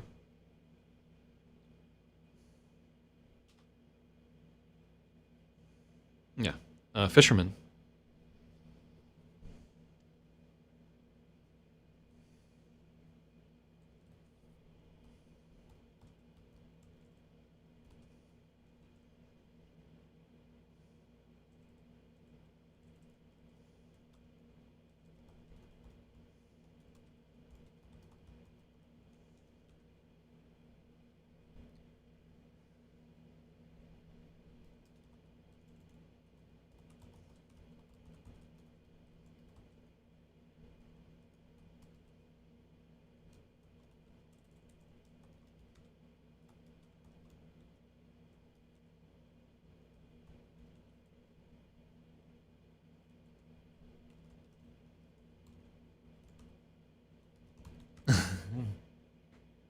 Who's Lakey? Oh, Lake Eyed. Yeah, yeah. Remember, Fish's eyes have gone pale and gray from his exposure to the memory sapping inner lake. What a big logic. Um, Addled and afraid, Hat became convinced his only hope for survival was to roll on the others. Hadn't he begged Half King to get a healer for the boy?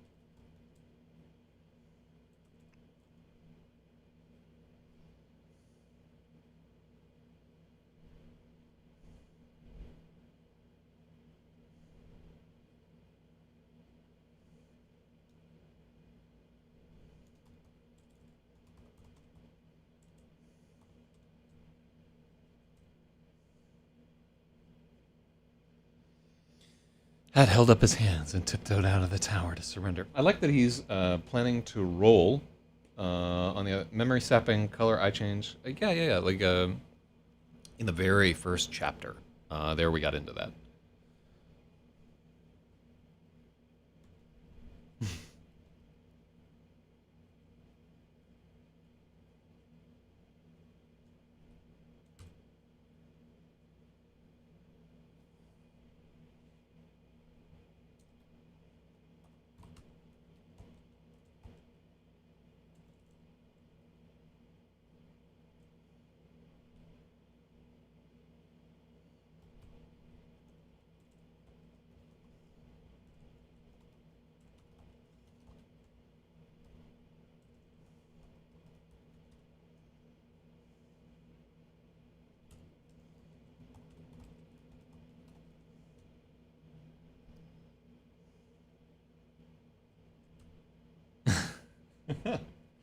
I wasn't even on another. Yeah, I wasn't aware that happened to fish. Maybe once in your head. What are we talking about? How many times in your life do you think ZYZ is the way? What is it? What's the song I always play very deeply at the end of Lemon Maybe and the Electric Lady. I don't want to give away too much right there. But we play this song that and I ended my World of Warcraft PvP video with this one, so you know it's fucking for real. But the song I Shall Be Released, where Bob Dylan, I think, sings with the band. And he's like, any day now, I shall be released. I didn't get that. Fuck off, Siri. So you thought that the memory loss was happening as they rode up the river closer to the RAPAXORIS. Actually, as they get into the RAPAXORIS, he will be finding more of his memory.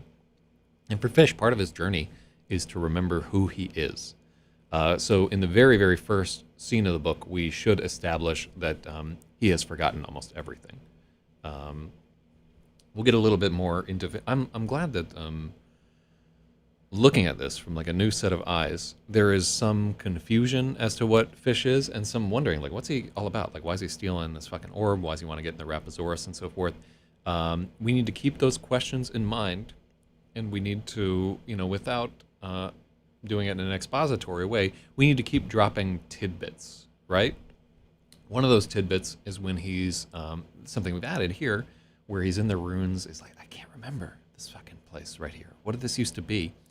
And he knows so much as he's like going up the river, but as he draws closer to the RAPAXORIS, his knowledge starts to falter, like almost as if he's approaching some traumatic event that might have happened to him. Oh, shout out to Spathy Wah, who knows everything that happens in this story. And this is another thing. So, like, because you weren't with us for like a few of the early chapters, Fish like flat out explains, like, hey, I was the one who told Half King about that orb. I was the one who convinced him you should go steal it. I was the one who murdered Half King. Now you can either fucking come with me and get some treasure, or you can stay here and probably they think you're the murderer. What are you going to do about it? Faggot. He doesn't say faggot in the story, but it's implied. It's really not.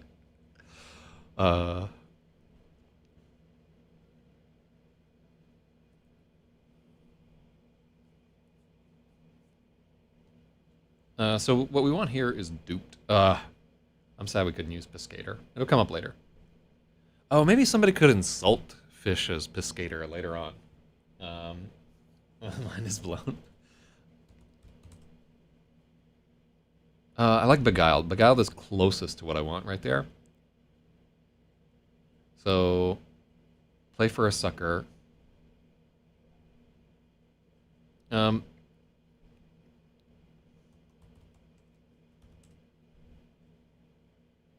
Fallen for...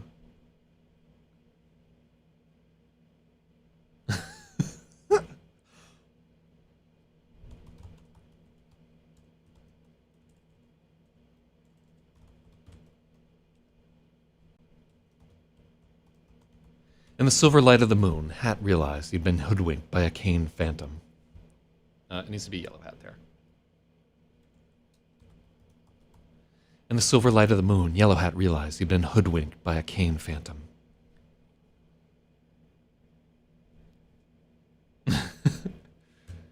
As the wind sighed, a dead shrub brushed against the tower.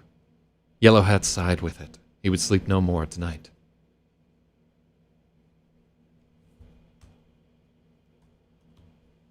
Yellow Hat sighed with it. Sure, certain he would...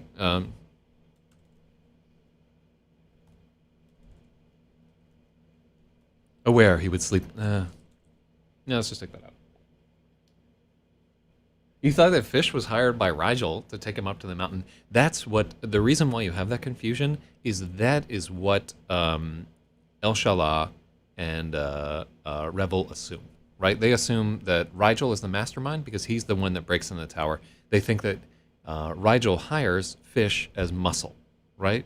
They have no idea that Fish is the one that is involved in this whole enterprise. What's causing crypto prices to rise? Please, please, please, please. If it hits 100K, I'm just going to quit my fucking job and just write full time. Or if we sell a shit ton of copies of Zeros. So I'm going to make a pledge to you right now. I'm going to fucking uninstall Steam and League of Legends from my computer machine, and I am not going to play any fucking video games until the release of Zeros. And I'm going to try to work more on recording the audiobook for it and marketing. I was thinking about this last night. And interesting, I didn't know that. Wait. Did you not know that, yeah, I'm going to fucking nofap on the Vidya and see how that works out for me. Because I'm not getting the marketing work done that I need to, and I have like a full-time job otherwise. But I just like run out of caffeine at about noon every day. I eat lunch at like 11 o'clock, and then I'm just fucking useless for the rest of the day. All I got done this week was like fucking around with a bunch of synthesizers, which is good, but it's not enough. I can't wait to record Bonzo's lines. I should work on space tards too. But yeah, I need to get to work on those, because like last night, so the failure of my grand scheme threw all my plans out. Like I really like my 5-year plan was like contingent on what was going to happen on this enterprise, and it failed completely. So now, in a way, it's nice because like I realize I can't rely on other people to get where I need to go, and I've got to work harder. But in another way, it fucking sucks because like it all fell apart. I could start doing coke. I already drank like enough coffee. Really, I probably just need to like have a cup of tea at noon. Maybe I'll try that today. I worry that it'll be even harder to fall asleep because I'm so over-caffeinated in general. But yeah, like I'm very reliant on coffee to get anything done. I could potentially try and drink like half of my coffee before I start editing, and then drink the other half afterward. But I fucking love coffee. I literally drink nothing else if it wouldn't kill me. Start lifting again? I actually did start lifting again during like kind of all the emotional shit during this week. I don't know much about lifting though. I don't know like what the progression should be. And like how many fucking reps and so forth. I was just like lifting until I feel like I'm gonna tear something in my arms, and then I stop. So better be getting enough water. Yes, I drink a huge amount of water. Anyhow, Yellow Hat sighed with it. He would sleep no more tonight. He trundled down to the canoe and took out his pole.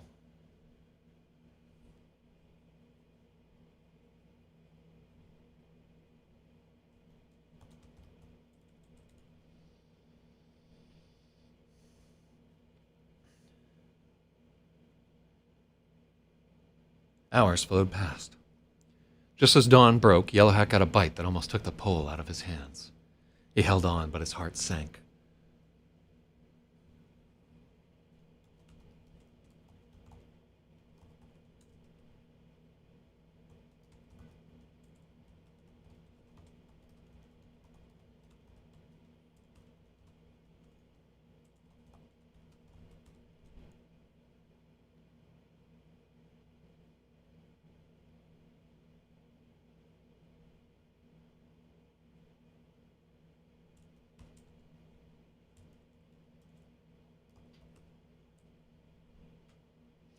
I would love to use the fish was too much horse for him.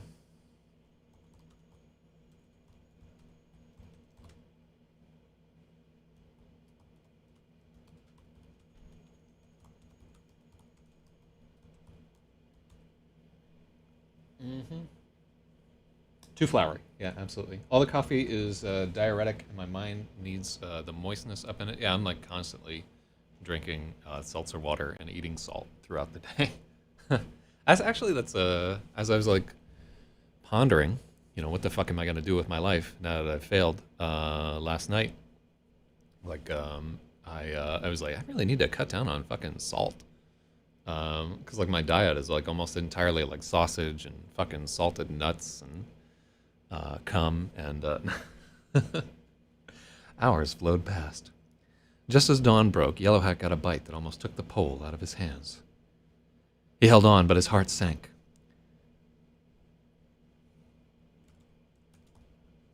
The cheap line and makeshift rod were no match for such a strong fish.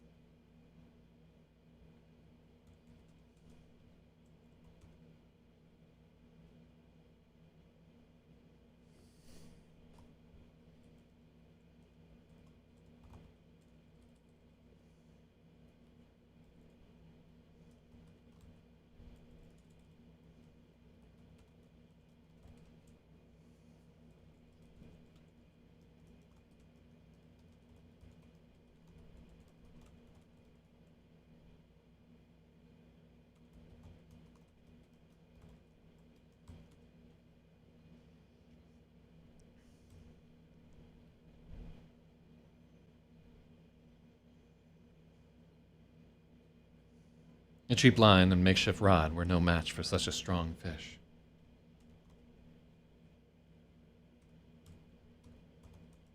Hat fought anyway, until his palms burned and his shoulders ached.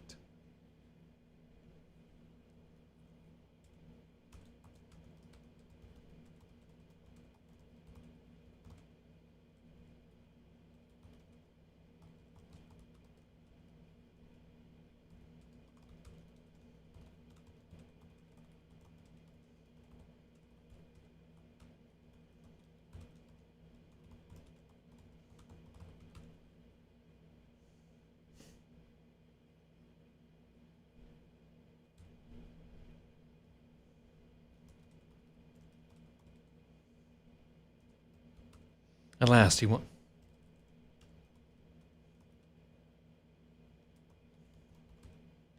Mm-hmm.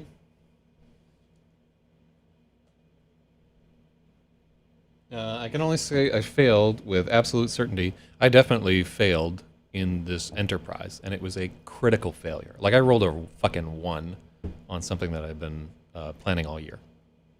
And it's still, like, ripples of that failure are coming out.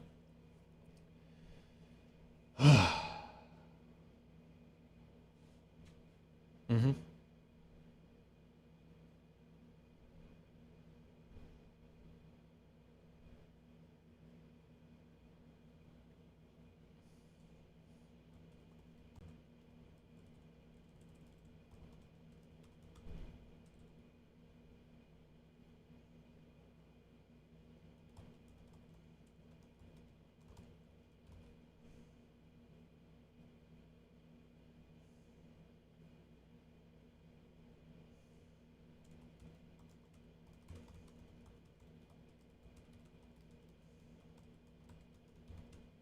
Had to fight with all of his craft and care.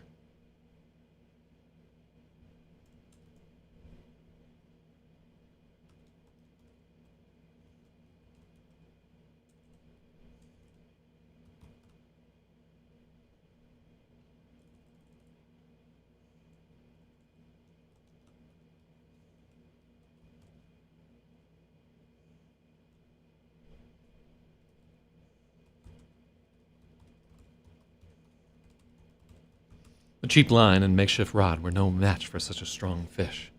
Only craft and care could land it. Nice. Okay, so cool. So he's just trying to land. What we're saying there is like, essentially, he's like, this is a fucking, toy rod, and if I'm not careful, it's like he can't just be like yoink. He's got to fight it out.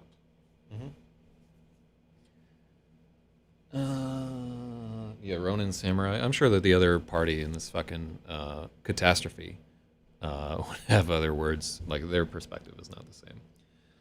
But I digress. I don't want to keep fucking thinking about it. And I just can't get it out of my goddamn head. It's fucking ruinous. But, life goes on.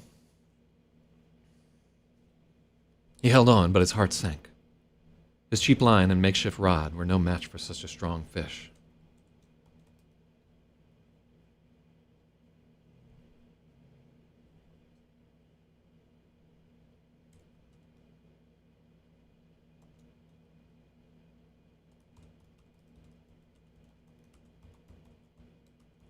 He had to use all of his craft and care.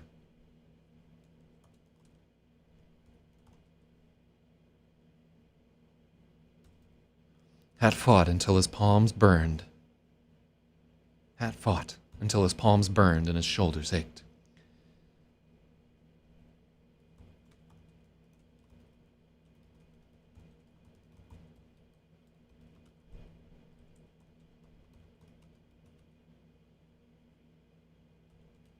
He knew he was a fool for tiring out.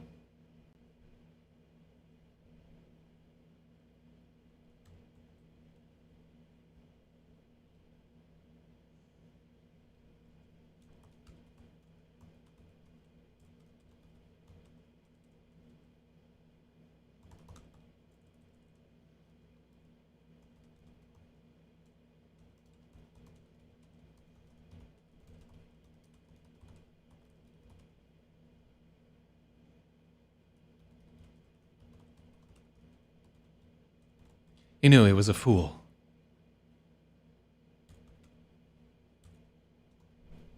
I think we overused he knew he was a fool. Yeah. Oh no, it's fine. I know it comes from a good place. I'm just so broken up over that fucking thing. And I just keep trying to think of how to fix it. And I tried to like bring in a third party to fix it. That didn't fucking work. It's too late too. Like the whole thing was like time gated too. It literally like a situation where like I was watching the minutes tick by, and I'm like, if I don't leave in 5 minutes, like I'm gonna miss the fucking train, and I missed the fucking train, and then, uh, so fucking over dramatic and stupid. Yeah, what a fucking nightmare. Just like it's very similar to when you're trying to land a big fish and you're too up your own ass and the rod flies away and you're left with nothing. Anyhow, back to the story.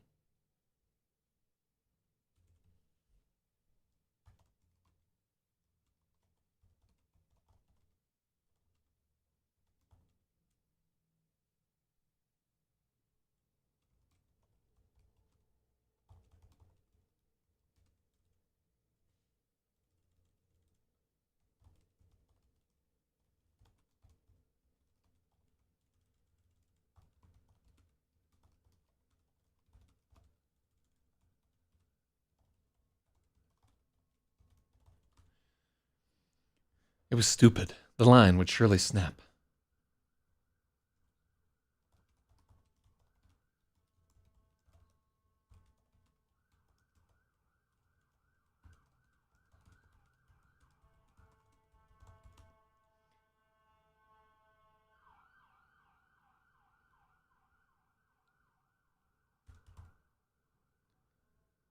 It was stupid. The line would surely snap. The fish would escape and he'd be exhausted.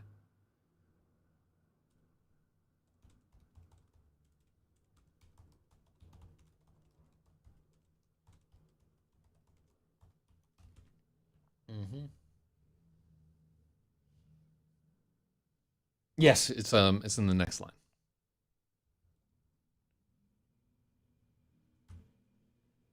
But every time he thought of giving up, he remembered Revel's shitty grin.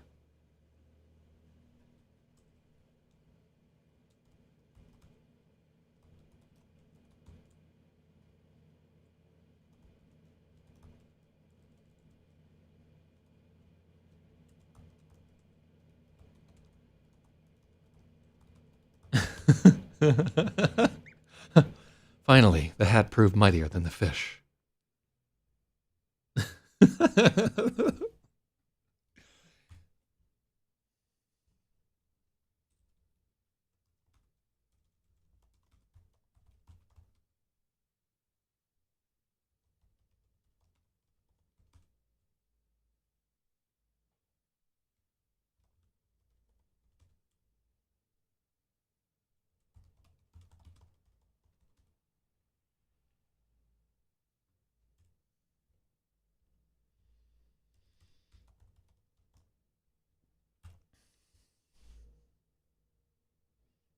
Inch by suffering inch, hat landed a glorious trout.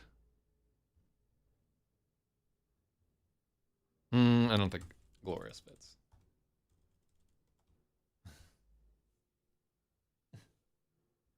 Do we need it? Oh yeah, yeah. No, no. I don't think hat is capital there. So let's think about it right there. Finally, the hat proved mightier than the fish, because this is just like a pen is mightier than the sword there. Um, so when we say the hat, we mean yellow hat, but we're talking about it as like literal hat right there, not him. But it's actually like a difficult capitalization choice. Because we're trying to make it mightier than the sword. It's an allusion to an aphorism. But we could say the hat where he's talking about himself. Yeah, I think. Oh, I don't know. Yeah, that's a very difficult one. I'm gonna leave that for. Yeah.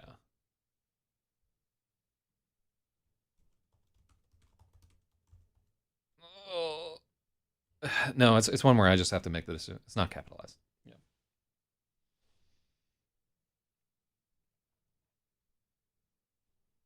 Inch by suffering inch, hat landed the trout. What a catch! What a battle! Okay, both of these are italicized.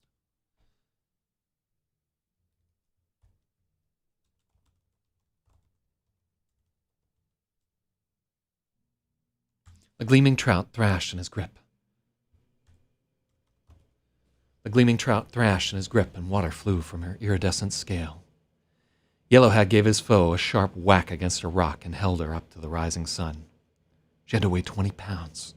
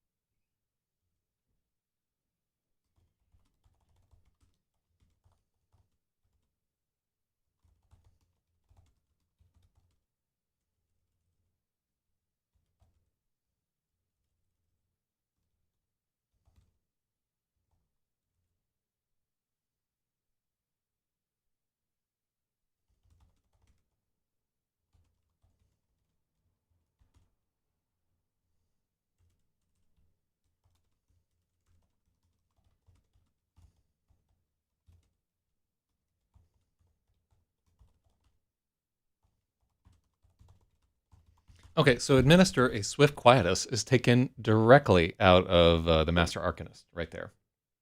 Um, so anybody who read Arcanist, oh wait. No, it's not in. You couldn't have read.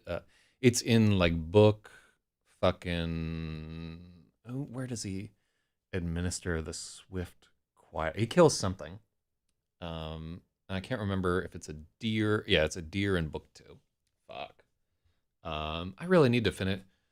Probably Master Arcanist will be the next book that we completely rewrite. I'm gonna write 3 more books of it, and then we're gonna do that next. But I want to vary this up a little bit because we did a bunch of science fiction and so forth. I'll probably do another science fiction story. I have a sequel to Lemon Maybe and the Electric Lady, which is about fucking 50% written that I really should get into. All right. Let's try.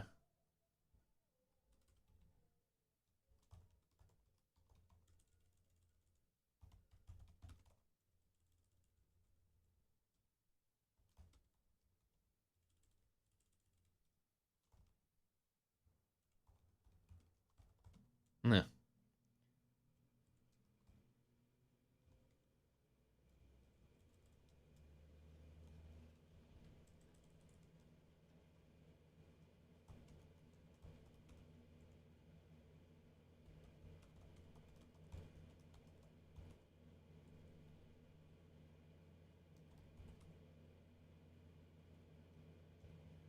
Oh, what the fuck? Oh, fucking. Goddamn tunnel blick. So annoying. I hate that fucking thing. I don't know why I'm even using that thing. I could be on a different fucking VPN. It would just take like 2 minutes to fucking set that up. All right, so I can't read.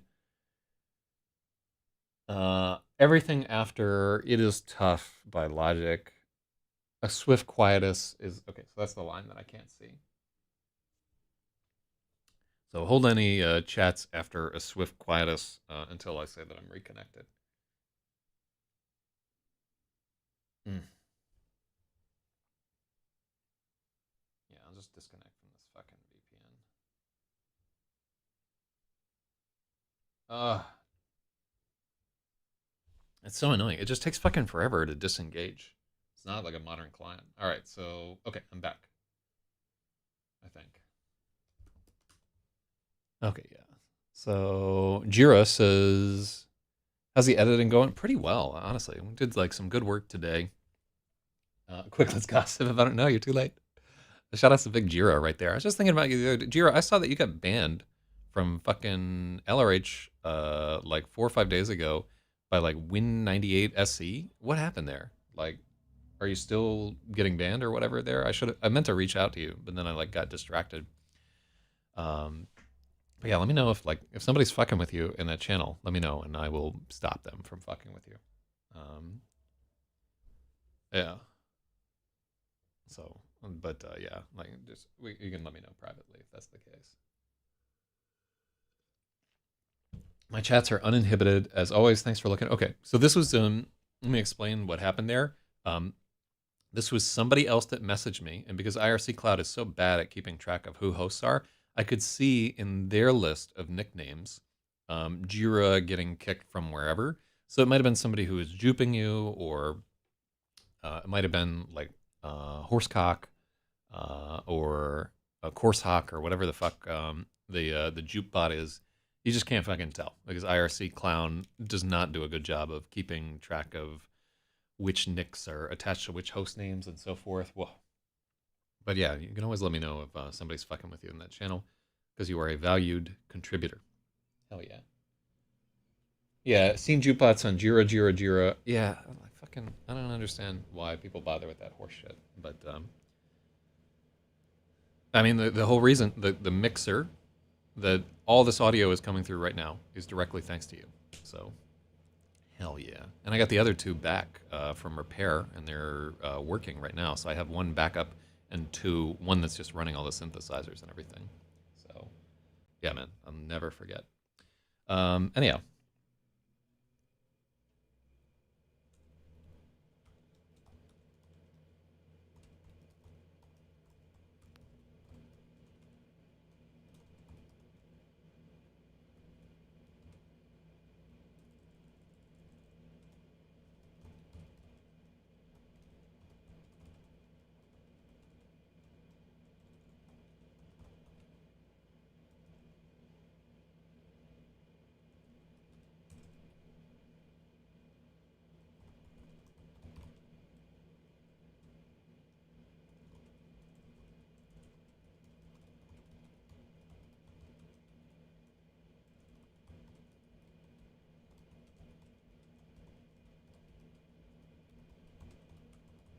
Hat was about to administer.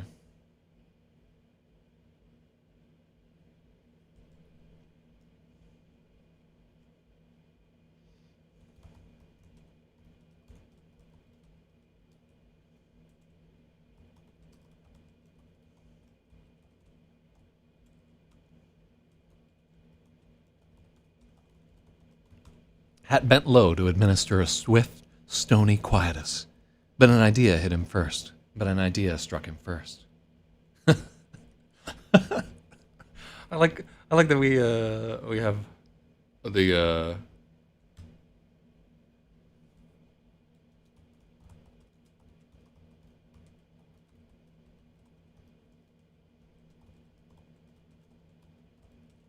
okay, and so this is a very long time for a fish to be alive, by the way. We're a little bit straining credulity, so we have to assume that it's not a long path up to the tower, right? Because that thing's running out of fucking air. It can't breathe. You know.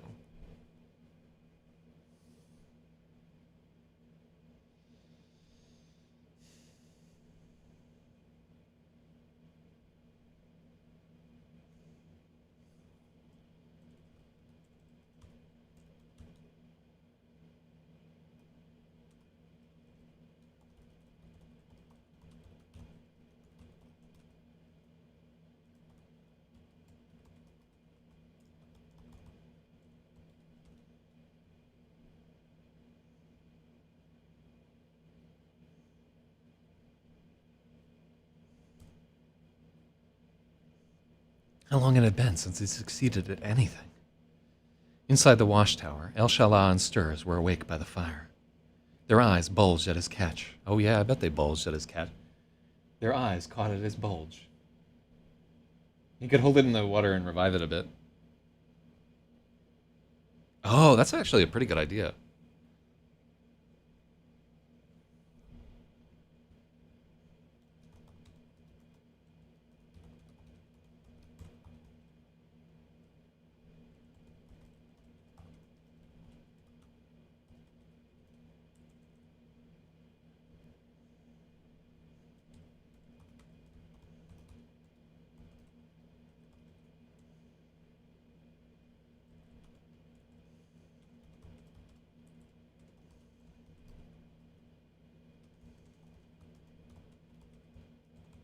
Oh, I love that idea.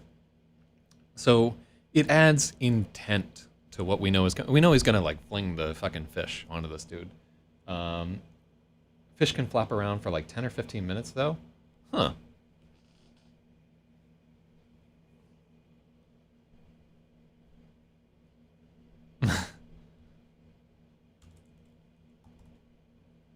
But an idea hit him first. With great care, he. Okay, if they last like 10 or 15 minutes, let's not do that. It's a good idea, but it's too much, right? Yeah. If you get 10 or 15 minutes, we'll get closer to death. Their flaps will get more infrequent but more powerful. Neat. Yeah. So a good idea, Milkness, but not one that ultimately we can implement. And Logic's here, so I can't just give you fantasy points. He'll yell at me. So, actually, instead, it's Logic that gets the point for relaying that critical information about fishing that I don't know. Fucking Logic.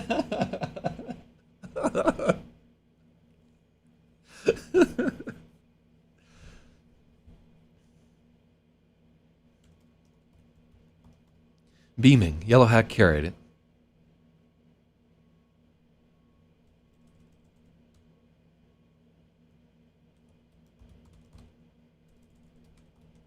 Yellow Hat beamed as he carried his flapping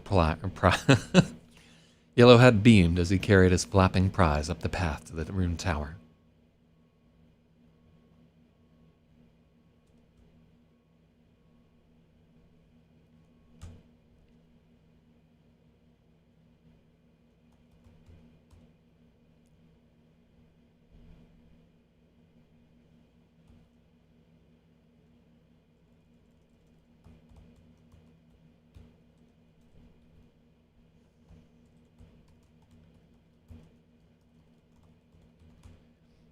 Inside the ruined watchtower, El Shalah and Stirs were half awake, glassy-eyed beside the fire. Let's just half awake beside the fire. Their eyes bulged at his catch. His eyes bulged at her snatch. Hell yeah. Hat held a finger against his lips and strolled over to the bedroll where Rivel was still snoring. Catch, Yellow Hat said.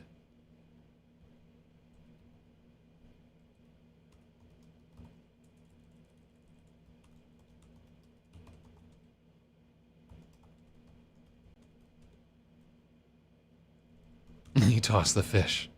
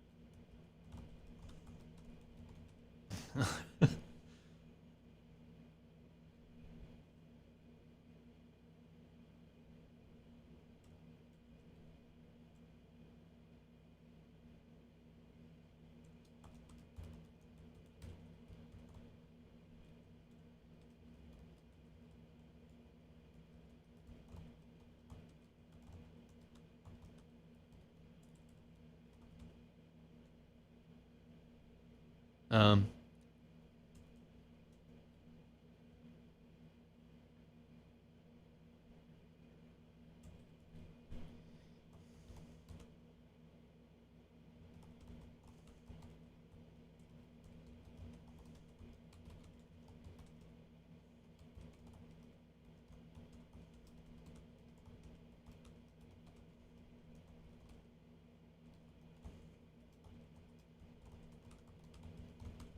Eyes wide with alarm, he stood with his sword drawn and a dying fish gasping at his feet. I like it. Wait, what is this? What the fuck about? Did we delete something important for you?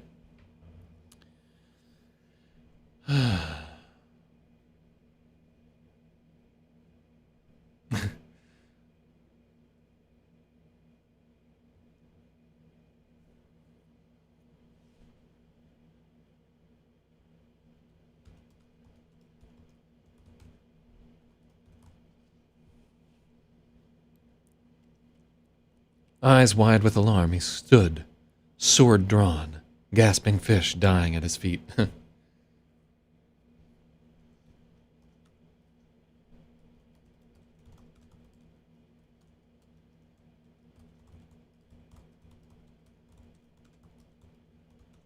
like that. I wanted for the bush revival by giving additional data. It was good data. Like, I didn't know. It's been a long fucking time since I've been fishing. Yeah. R.I.P. R.I.P. We're still close. He's just the ace.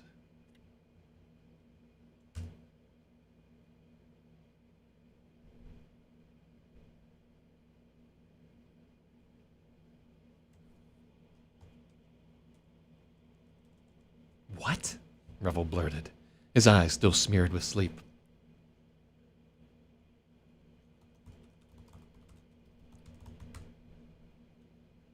It's a fish. Cook it, Yellowhat ordered. He took a seat beside the fire. El Shala was making tea and so we're really lapsing into I think present participle here.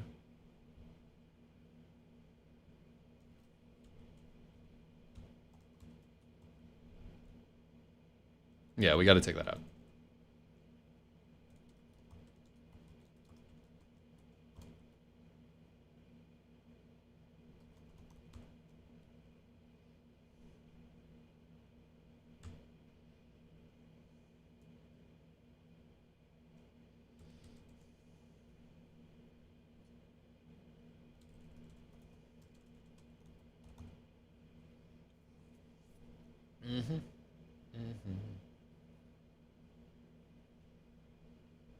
What? No, it's pure interrogative, right? It's not an interrobang. Which I am a little sad that interrobangs will never have their day, but it's for the best. What? Revel blurted, his eyes still smeared with sleep. It's a fish. Cook it.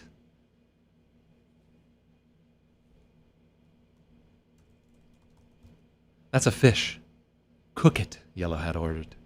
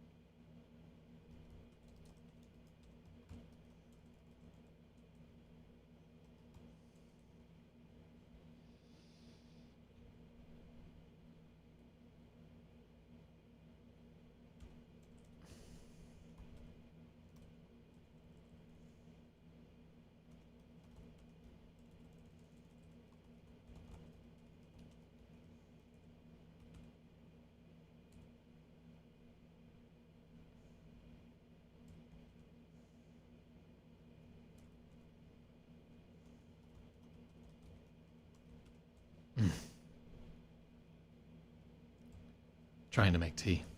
Okay, cool. Ordering breakfast from the nobleman. Breakfast in bed, serf. That's ridiculous. That's a fish. Cook it, Yellowhat ordered.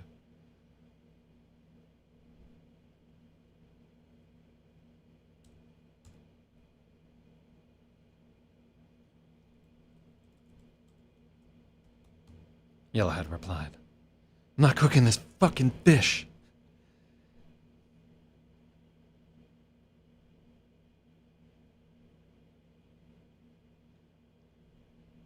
Mm-hmm.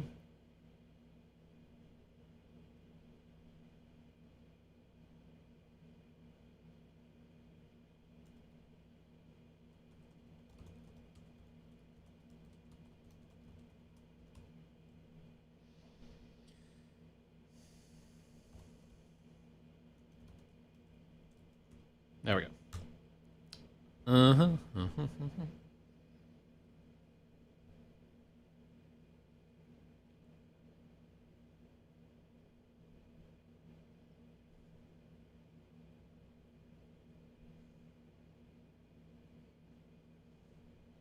I'm not cooking this fucking fish.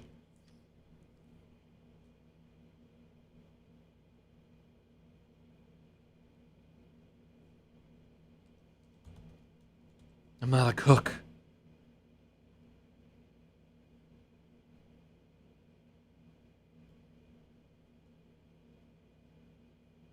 Yeah, I don't cook your own fucking fish.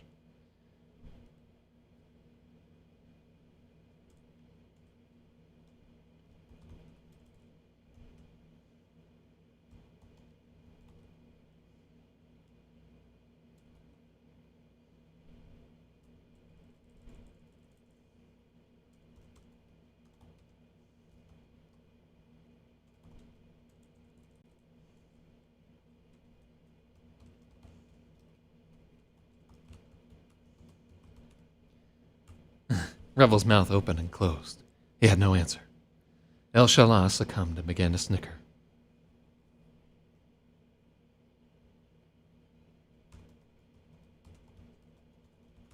El Shalah started to snicker.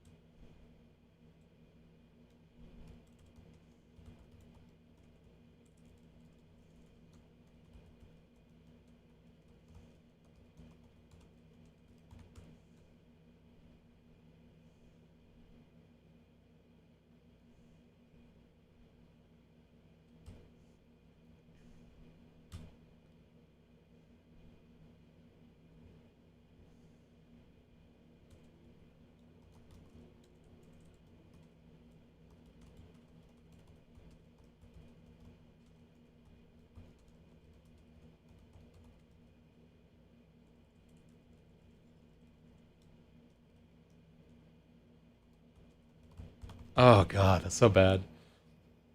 Um. Oh yeah, too much. Yeah, I just took out the other part too, where he was like, everybody was laughing at him.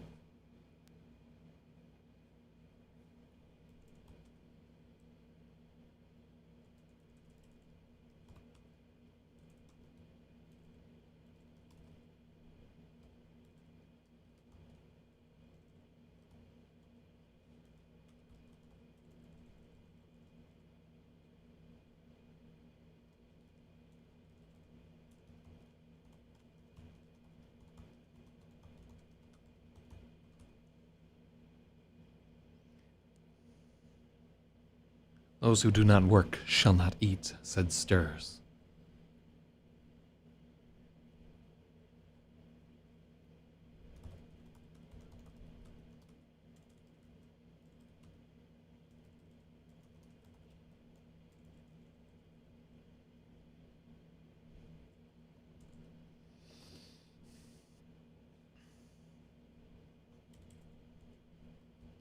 Spoke Stirs.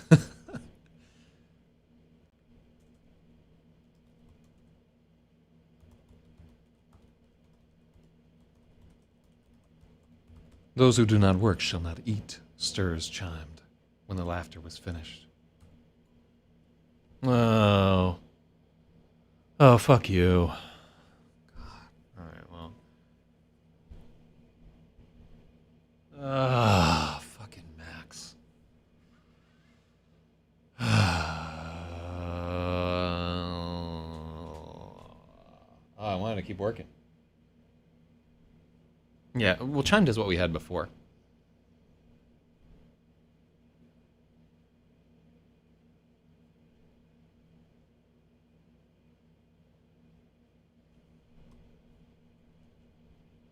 That's how tradition works. No one agrees.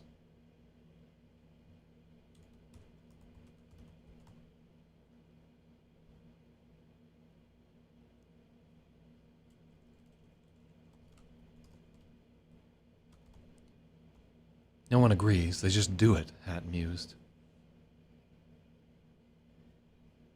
I like that. That's like a kind of neat little aside.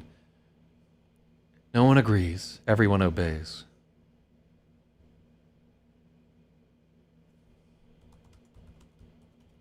No one agrees, but all obey. I like it. I like that Hat is getting philosophical here.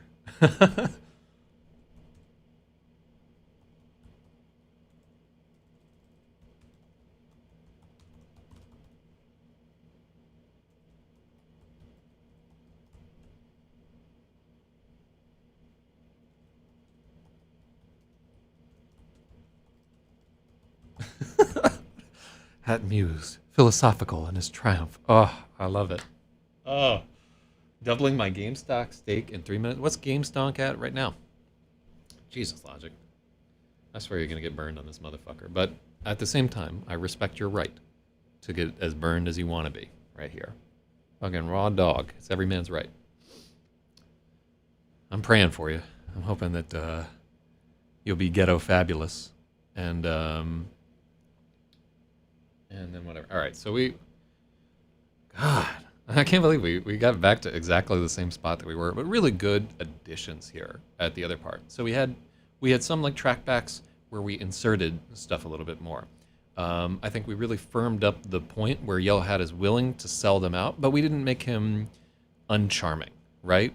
We revealed a part of his character where he's a dope fiend and he's 100% willing. It's like, I'll sell out these other motherfuckers in the midst of his whatever. And then he feels like an asshole at the end of it. He's like, I'm not sleeping tonight. We firm up his triumph a little bit. We do like a little bit of work on the reality of the situation. It was a good. Let's insert here because I'm out of time. Sadly, I would like to keep working, but yeah, I woke up a little late today, which is fucked up because I went to bed at like 8 p.m. But I woke up at 1 a.m. and had to like spend about 2 hours tossing and turning. 177 in pre-market. I don't know. Good luck with that shit.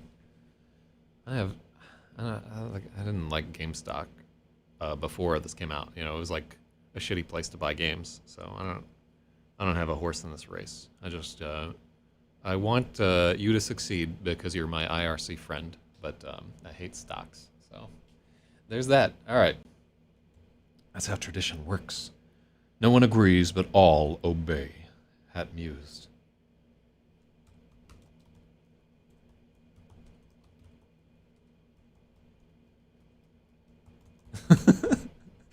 Triumph made him philosophical. It's just he fucking hit him with a fish. All right, so what do we still have to do? They talk about the good tea.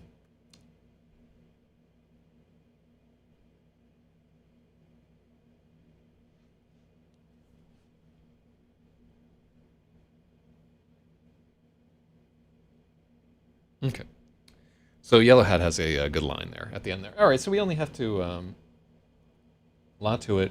25% of your time since January. Well, I hope that your fucking gambit works better than mine did. Mine did not work out, but I didn't put as much time into it right here. I put all my time into fucking books. Honestly, like I'm really enjoying RAPAXORIS, and even if we do have to spend like an entire fucking year working on this guy, I'm really starting to like fall for some of these characters and getting entranced by the story. And I like the balance of, I think it's a good balance of like action and humor. We have some grimness a little bit earlier, and really like characters are starting to develop, and we're doing a good job of tuning up. Yellow Hat was always kind of like a Mercutio type character in there, so he's doing well. Stirs is like, we don't want to forget about Stirs because he's like this big oafish type everyman that's in there. And El Shala, by adding some limitations, we're making her character like much younger and more inexperienced, even though she's a tramp. Filled at 175. Cool. I mean, you can't have like a fantasy novel that just takes itself too seriously or whatever. You wind up with like R. Scott Bakar, where it's interesting, but at the same time, it's a little much. You know what I mean? Hook a really big fish and get snapped. Like I said, this one has legs. It really did get second round of whatever. But honestly, like it's still not as good of a book as fucking Lemon Maybe. Lemon Maybe is amazing. Maybe now that I'm uninstalling video games, I'll have more time to. Let me spend some time this morning querying and so forth. All right. Well, you've done it again. You've wasted your time on this editing stream, but honestly, I'm having a fucking blast with this one now. It really is just so fucking fun to work on this. All right, so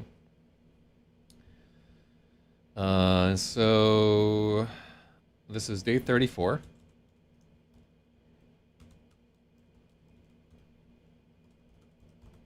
And 252, and we don't have a word count because we're just redoing. Like we just re-went, and it's we didn't really have to do this as much for the previous novels. They were like in a better place, and this is more like, I'll tell you one thing that I think about epic fantasy is you want the world to be full of details, right? You want to like feel what's going on, what's in there.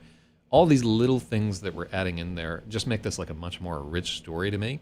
And the nice thing is that the epic fantasy reader, they want all those little tidbits. They like all these little like asides and like things that make the world like living and alive.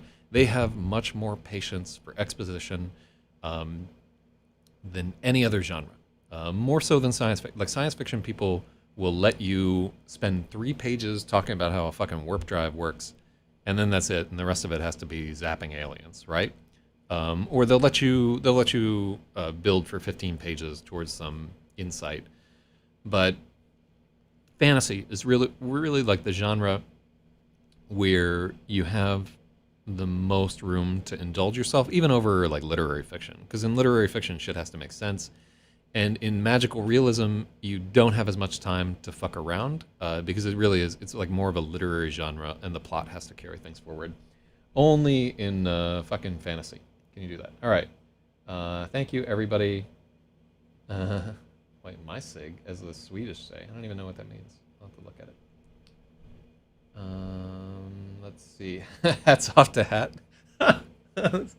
Yeah, fucking amazing right there. We should maybe I'll let readers work with me. That'd be kind of like a fun thing. What do you think about at the end of the story, we let readers like vote on the title for each chapter? It seems like too much fucking work right there. Maybe I'll come up with like 3 for each chapter, and people can suggest one or vote on like. I kind of like that. I kind of like the idea of misig means nice and comfy. All right, cool. Well, I'll think about that. Maybe that's something that we could do at the end of every chapter. We could let people go back and like come up with like some titles for it, and just have a poll for. I actually really like that idea. So at the end of every chapter, I'll post like a Twitter poll or some shit like that. Oh, that'd be embarrassing actually, because I have no followers on Twitter. On this account. and then like the other account, it would all be people like posting Nazi frogs and like talking about diaper furs and horse shit like that. So I'll think about a better solution, but I like that idea. Like every chapter I'll come up with like 2 or 3 potentials and let people write in their own idea for the chapter, and then we'll have a vote for it run for like 2 or 3 days. I like it. Really, like, we'll assembly line a little bit. All right. So good job, and good luck today. And I'm sauntering over to uninstall Steam. And this will be really good because I can't remember the fucking password for it. I usually make it like a week when I try to do this, but I do get a productive week. So I'll catch you